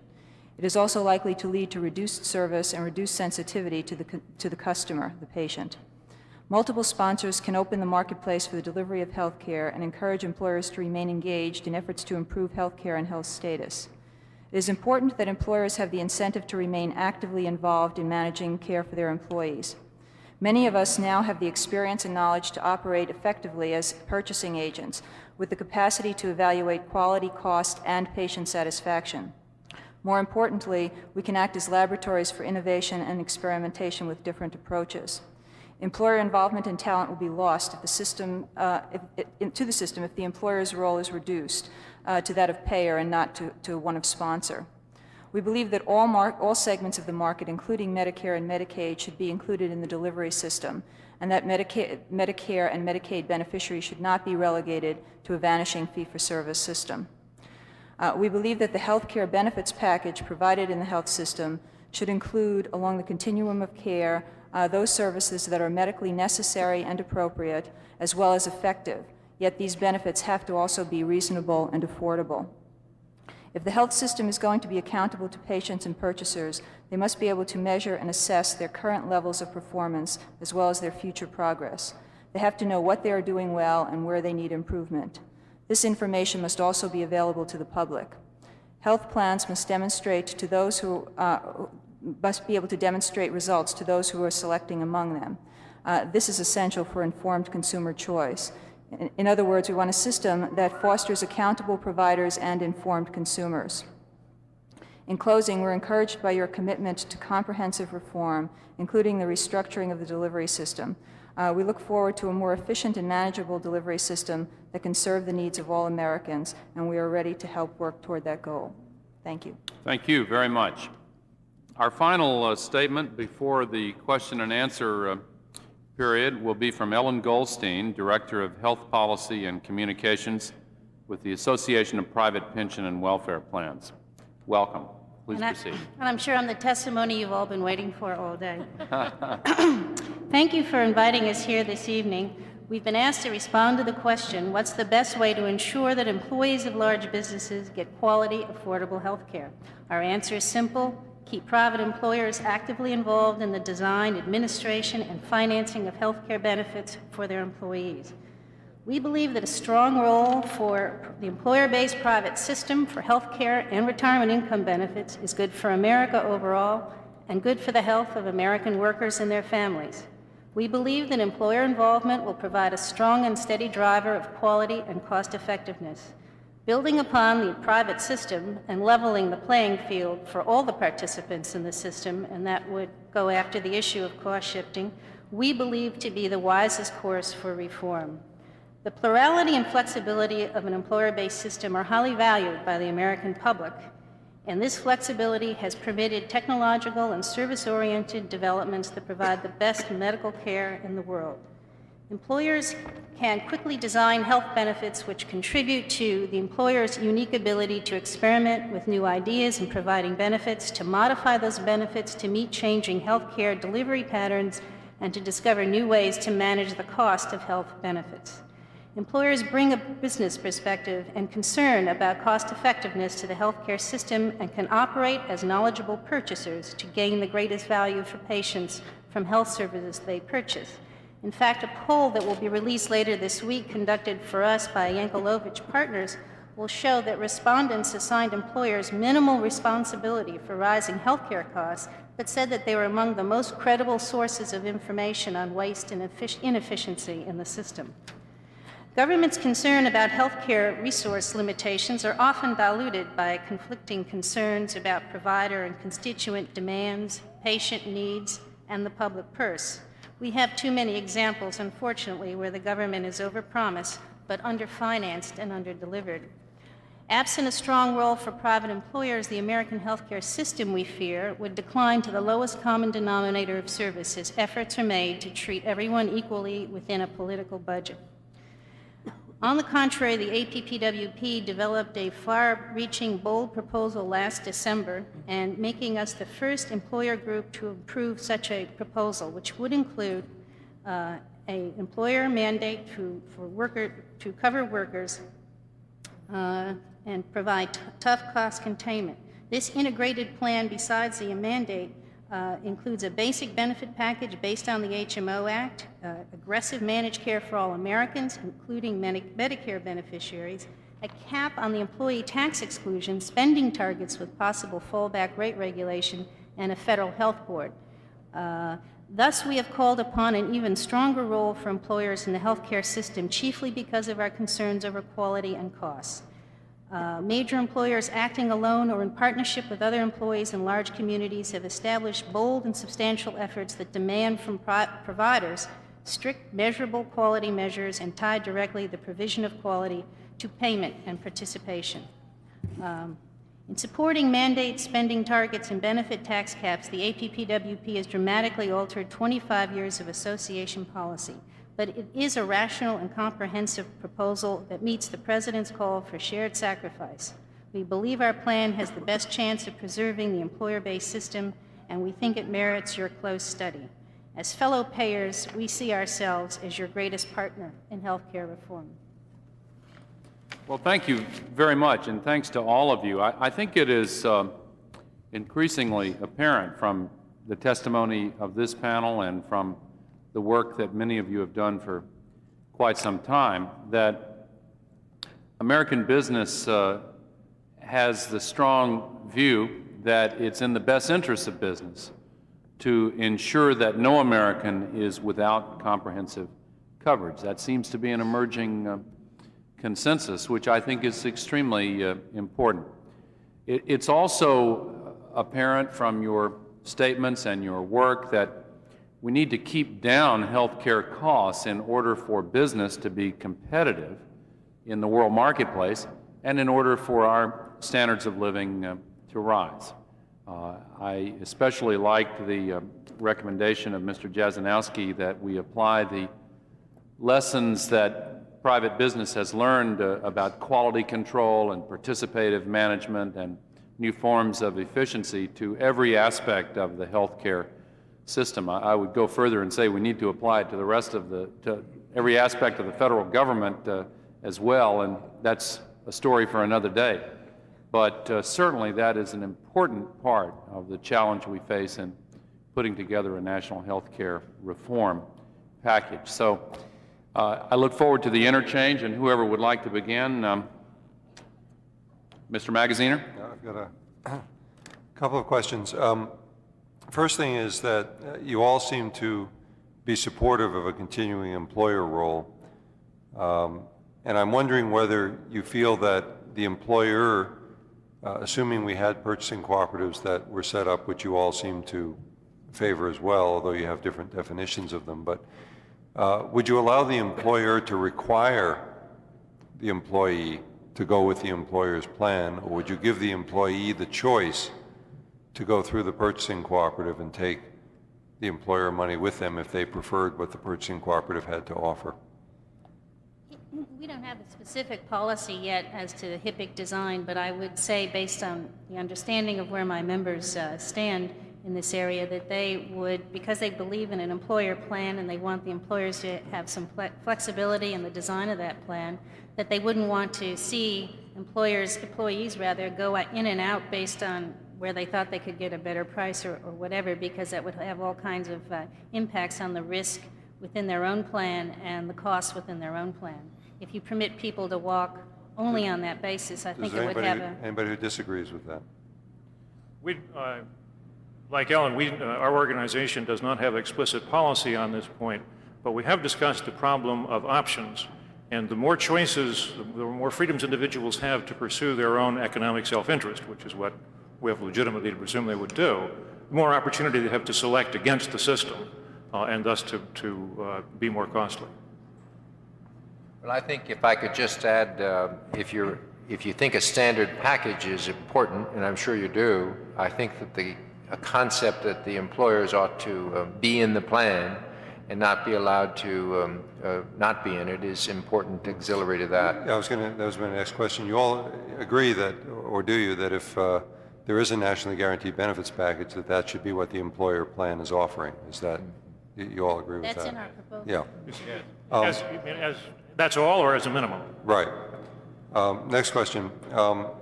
You had a couple of different ideas on how one would finance the system, and I'd like to tease that out a little bit. If you had your druthers and we could start from scratch, would you want to maintain an employer-financed system, or would you want to do, as Mr. Jasnowski suggested, possibly move to something else, whether it was a VAT, or some people on the earlier business panel talked about an income tax or whatever based system that would replace the employer-based system? Are you talking about financing for those who currently are outside the system? No, financing for the healthcare system. Well, In other words, I'm sorry, let me be precise here. Right now, there's $300+ billion corporate dollars that go into the healthcare system. And what I'm speaking about is that, and most of the uninsured right now are employed. So basically, you're talking about the coverage of those people. I'm not talking about Medicare or Medicaid or out-of-pocket contributions of individuals, but just the employer-based piece of it now. I would say, Mr. Magaziner, that it would be a terrible public policy mistake for the healthcare system to be on-budget tax-financed. I think we're seeing right now how difficult it is to accommodate within the political process Medicare and Medicaid spending. And employer financing in this system off budget, it seems to me, helps to keep the system out of politics. So you prefer an employer-based system? Absolutely. Is that true for the rest of you? Yes, but I would argue that, or I would urge that if more funding is required, there seems to be a consensus, as one understands the public press, within the task force, within this panel and many others, that more healthcare spending is what the United States needs some of. Surely, in all of the money we are spending in other places, we can identify spending which is less urgent and which can be eliminated in favor of funding healthcare. So you would cut costs elsewhere in government, yes, and then use that to fund the uninsured? We rather liked the 2.75 to 1 ratio of spending reductions to revenue increases, which was proposed earlier in connection with it. Do you have your list? I didn't bring it with me, but I'm sure we can work something out.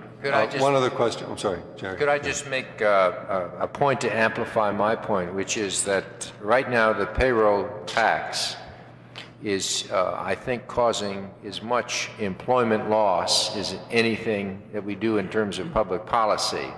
And if we keep piling on that, we're going to continue down that. So I would go back to my point that the healthcare should be looked at in terms of growth and jobs.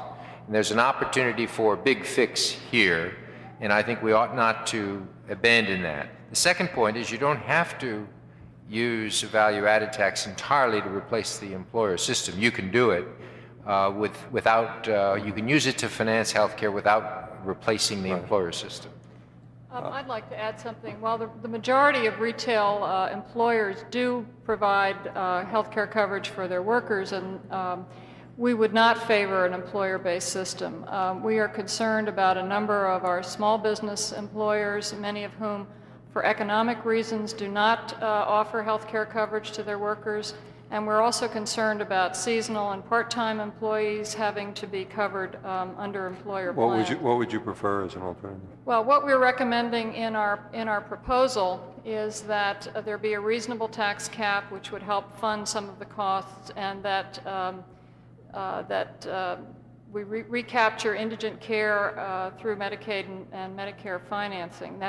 Those two pieces raise about $60 billion, which we think is probably adequate to fund the care for those employees who are uninsured. So you would take the funds from workers that now have a richer benefits package and tax that and then reapply it to insure the uninsured? Well, we're not suggesting that a ceiling be placed on the basic package and everything above that be taxed. What we're suggesting is that there be some mid-level range of benefits package, and above that package that there be a taxation of those benefits. We think that's important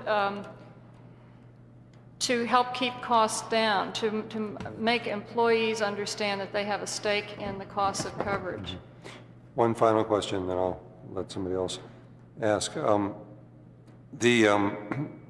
Allowing that we all understand and agree with all the difficulties with any kinds of short-term controls that one would try to put on, and we can run through the list of, or litany of why they're not the easiest policies to think about. Does that leave you being, as a group, relatively unconcerned about the projected rise in healthcare costs in the next couple of years while we implement a new system? Or do you have some alternate idea on how we might get costs under control during the short term while we transition to a new system? Well, there are some ways you could help us reduce our cost, and that is part of what we're paying for is uncompensated care and Right. undercompensated care. And I'm not saying that business is unconcerned about the rising costs generally in the healthcare marketplace, but they're more concerned about their costs that keep rising about 15% on average since 1987 per year. Which gets me back to a point I wanted to make before about financing. One thing we definitely could not support is things that we hear about recapture tax, and that would be somehow take the savings, so-called savings that employers might realize, savings from things they're spending way too much on, and somehow take that away from them if they're more successful in saving and selecting cost-effective plans, and use that to finance people who have no coverage. We think that you could get some financing out of capping the tax exclusion on the employee. We haven't any specific proposal beyond that, but we've always tended to support broad-based financing for needs of that nature. Broad-based meaning? Spread out across, No, not I trying to understand, but identify. I'm just trying to get some examples. Well, I think of that would be deemed a broad-based tax. We haven't yet determined that that would be our choice. But we have traditionally, when asked how you would support something that is far-reaching as that, look to spread the burden across society as fairly as possible. But to punish employers who are doing a good job and take their so-called savings, if they're spending 4 times as much as they should and suddenly spend only twice as much as they should, they don't want to turn the rest of that back over because they were successful. I would say that our objection to price controls is not that they are awkward, which I think was the word that you used, but rather that they don't work. The most recent authority to whom I would appeal is Hazel O'Leary when she was testifying in her confirmation hearings in January for Secretary of Energy, and of course she was in the department previously. She said, "I have learned that heavy-handed government price regulation does not work." And I don't hear anybody proposing light-handed government price regulation. What does work? I think what works is cooperative efforts aimed at agreed-upon targets. There are a number of proposals around. One of them was in the written testimony of the APPWP, spending targets. One of the reasons that we don't control healthcare costs in this country is because we've never tried. What we need to do is set targets, set thoughtful targets, and work very hard to achieve them. Almost for sure, the first time we try, it won't work. But if we try to understand why it didn't, what we have to do differently, the kind of thing that Jerry was talking about before, of how do you build in cost-effective quality in a manufacturing or service delivery process and go back and do it better the next time and better the next. Let's set national spending goals. Let's set about achieving them, and where we fail at first, as I'm sure we will in some areas, understand why and how to do better. Let me interject into this. I don't want to interrupt your train of thought. No, I want you to return to it, but just to clarify my own thinking about this, we are now spending about 14% of our gross domestic product on health care, correct? Yes. That's right. With one exception, no other country is spending over 9%, right? Correct. The exception is, what's the exception? Sweden and Canada, I believe, are now both over 9. At about a little over 9. Yes. So we are 5% of GDP above any other nation in the world. Yes. Second point, our cost for health care is rising more rapidly than in any other nation in the world, correct? No, I do not believe that so. is not correct. No longer true? No. Canada's going up faster. No, pardon me. Most of the OECD countries on a per capita real dollar cost figure are rising more rapidly. Well, than the United States. as a percentage of GDP. Canada is rising faster than the United States. Canada's going about the same as us, I believe. Well, all right. That's about it. Yeah. The others are still going slower. I think certainly Germany and Japan are going slower you, and so on. But nobody. No, I'm happy to get the response on that. But at the current rate of increase, how long will it take us to go from 14% of GDP to 15% of GDP? Well, I don't know, but the current rate is intolerable. Well, no, let's try to pin this down. I mean, it's not a mystery. Let's, Next year. In about 1 year. Right. So every year that we continue at the current rate of increase, we establish a base cost of another 1% of gross domestic product, correct? Correct. So whatever system we devise, if it takes 6 years for it to phase in and really start to control costs, we will at that point be at 20% of gross domestic product instead of 14%. Is my math correct on that? The implication of that is that we have a very strong national interest in trying to sharply curtail the continued expansion of healthcare costs at the rate of 1% of gross domestic product per year, while we phase in the new national healthcare system that will take the place of the cockeyed, messed up, crazy, non-working system that we have now.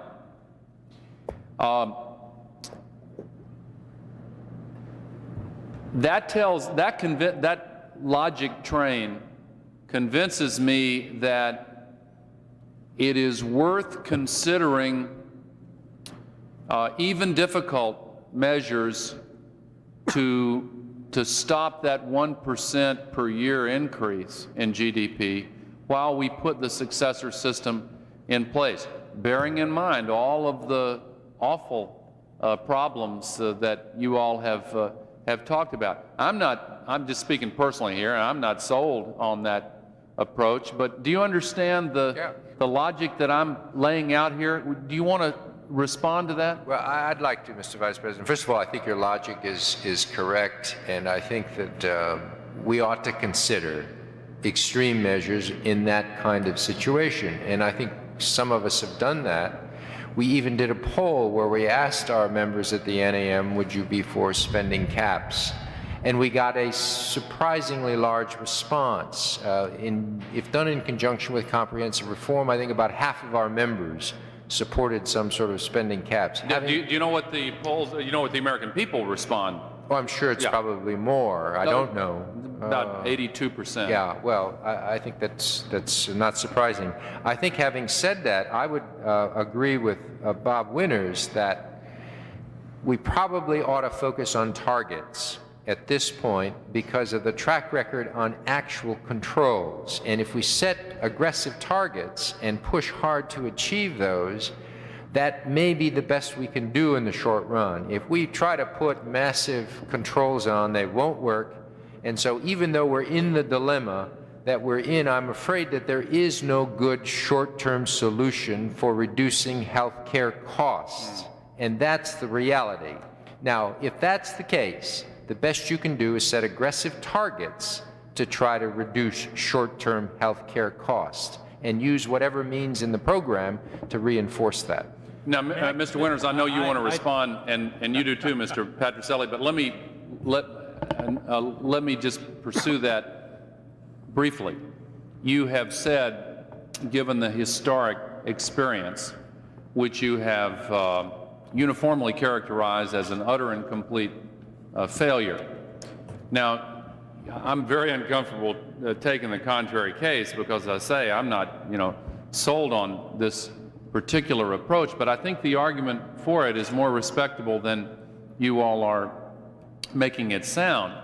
The historic case, as you describe it, seems to be dominated by the experience in the early 70s and the explosion when the cap was removed in the early 70s, which differs in one important respect from the hypothetical we're discussing here, because instead of removing the cap after a short-term period of control, you would remove the cap and let the system flow into a brand new set of competitive pressures. Now, I think that's a fundamentally different approach. Secondly, there are other examples in our history that are not as uniformly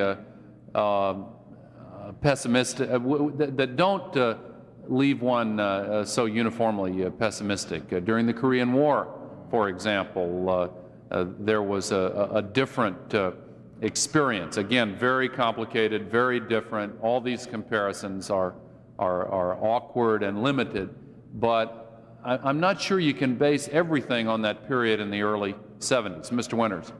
Thank you. Firstly, one of the more recent experiences was in 1984 to 86, when we froze physicians' fees under Medicare for a couple of years, during which payments to physicians went up 29%. My concern about price controls has nothing to do with their popularity or unpopularity. It has to do with their efficacy. The only way I believe that over time we will contain healthcare costs in the United States is through a cooperative venture where the people involved in the healthcare delivery system are on board for containing costs. They're on board for containing costs because of incentives, because of the managed competition kind of structure. The imposition of price controls, I believe, will freeze things in terms of any cooperation. That whatever it is that we have to do to stem that 1% per year, which concerns you and concerns us, will start when we are prepared to have a cooperative undertaking. The imposition of price controls is essentially an adversarial, if not confrontational approach, and I believe that we will not start seeing progress on real reduction in the behaviors in the system, which are what drive the costs, behaviors of the participants in the system, until we have marshaled some kind of cooperative venture where we're all in it together. And let me say, with Canada at 9% of GDP in medical care in the United States at 14, I would vastly rather have 86% of America's economic productivity available for other purposes than 91% of Canada's. Well, all right, Mr. Patricelli. Two points, Mr. Vice President. First, the key numbers in healthcare have to do with how the money is being spent. 5% account for roughly 60% of the claims expenditure, and 3% of the people account for the bottom 50% of the people account for only 3% of the claims expenditure. You can regulate prices for that bottom 50% till the cows come home, and you won't make a difference. What is going on here is a technology-driven explosion of high-cost cases. And adjusting the plumbing of the system or putting price controls on unit prices is not going to get at that. And I want to congratulate Secretary Shalala for supporting the Oregon experiment, and all of you, we need more of that. Secondly, though, I want to dispute the statement that is made that there is nothing we can do in the short term except price or premium controls. There are a number of things that employers have done quickly that wouldn't require you to take Medicare to an entirely managed care-based network system that we believe could take $5 to $10 billion out of the Medicare budget quickly, and they should be, those steps should be looked at very carefully. What steps are you talking about? Claims review procedures involving rebundling techniques, appropriateness reviews. You don't permit utilization review, which is widely practiced in the private sector. In Medicare, you don't permit a variety of financial incentives for managed care plans in Medicare. Could be done in a voluntary way. We've laid out several of these to Mr. Magaziner, and I know we're going to try to have a follow-up meeting. But, Mr. Vice President, these are widely practiced techniques in the private sector that could be applied to Medicare and Medicaid. They're worth billions. All right. I have another question. I'm sorry. I don't want to dominate if anybody else. I'm still concerned if we think about the employer-based system that we now have, about comments that were raised earlier about experience rating and about what not wanting to distort the labor market by decisions made by employers. And let me give you a couple of examples. As you know, a number of employers now where there are husband and wife working will pay an employee to go on the other's plan for another company. In a number of cases, employers will make decisions about hiring people, who to hire, based on how big a family they might have, or based on whether they have a sick child, or whatever, in order to try to get a healthier pool for the experience-rated system. I'm very comfortable with companies participating and competing based upon their ability to manage care better and more effectively and efficiently and so on, which is a lot of what you've alluded to. That makes sense. And if they feel they can do it better than plans in the purchasing cooperative or whatever, that's fine. What I'm uncomfortable about is promoting the experience rating and having companies compete by artificially affecting their hiring decisions to get a lower cost pool, because that distorts our whole labor market and discriminates against people with big families, people with sick children, and so on. So I guess I would like to hear your views on that and how you would envision employer-based systems continuing in a world of purchasing cooperatives. Well, under our proposal, which as I mentioned before has a mandate, all employers would have to cover their employees. So if you have a working spouse, the working spouse is covered by his or her employer. In turn, the children or dependents are determined by a conventional benefits rule of the birthday rule, and that's how they would be divided up. We haven't seen much, at least among our member companies, where these kind of discriminatory practices have taken place based on trying to get a better pool.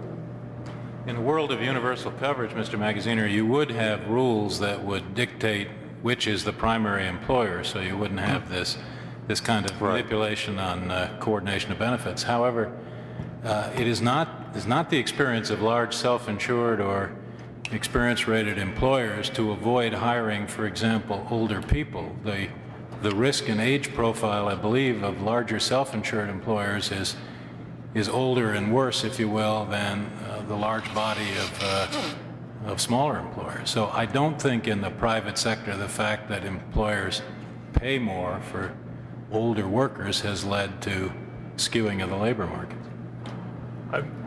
I would agree that that the suppliers of health care should compete on the quality and the cost of the services which they provide, and not on the basis of risk selection. That was the point of my remark, that the healthcare marketplace can work like other markets if the incentives are structured correctly. Canceling people because they're sick is just wrong. Secretary Shalala.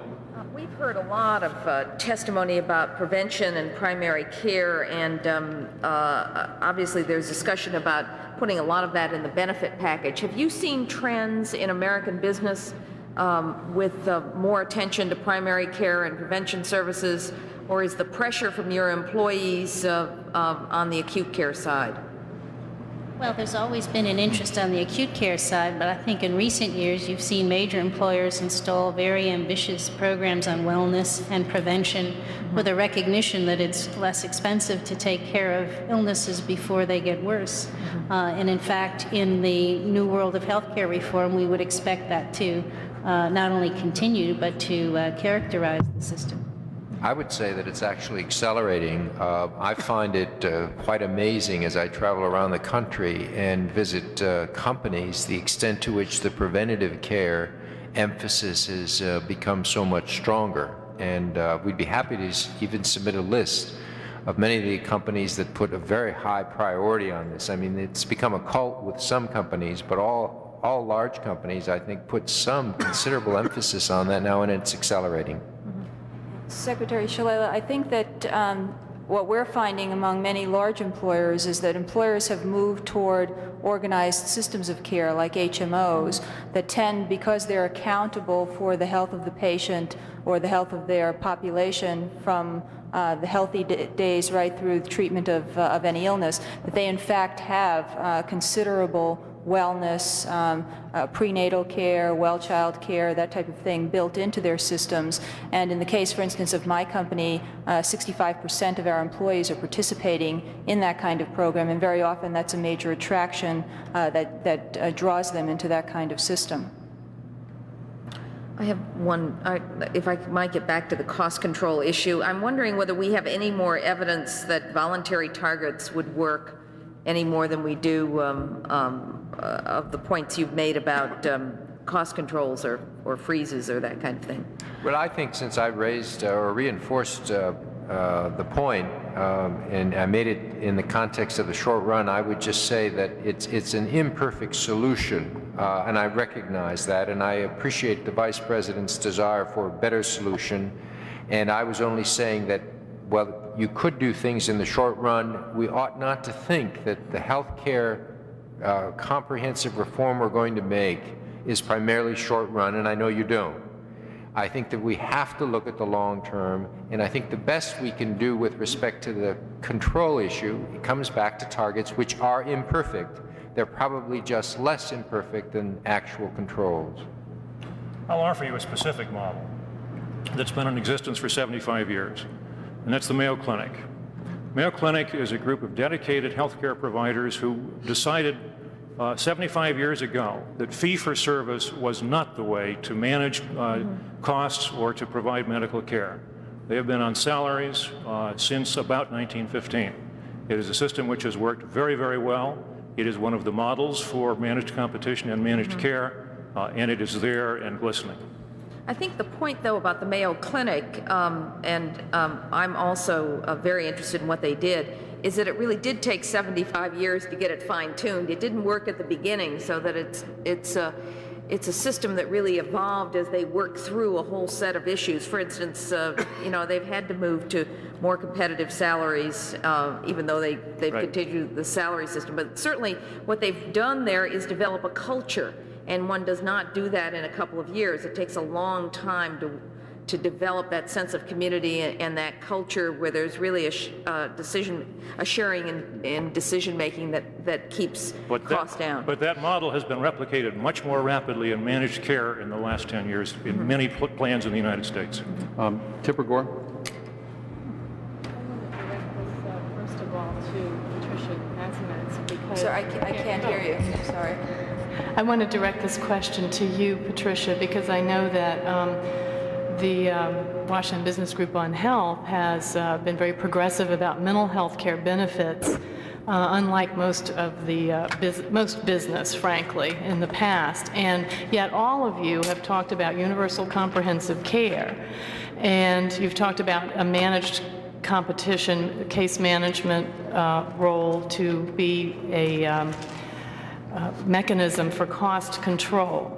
So I'd like to ask you the experience that you've had and why you have found that covering mental health benefits to some degree has been part of a successful case management approach, and also I would like to ask the other people representing business how they think that could work in the future, since traditionally they have not been supportive of mental health care.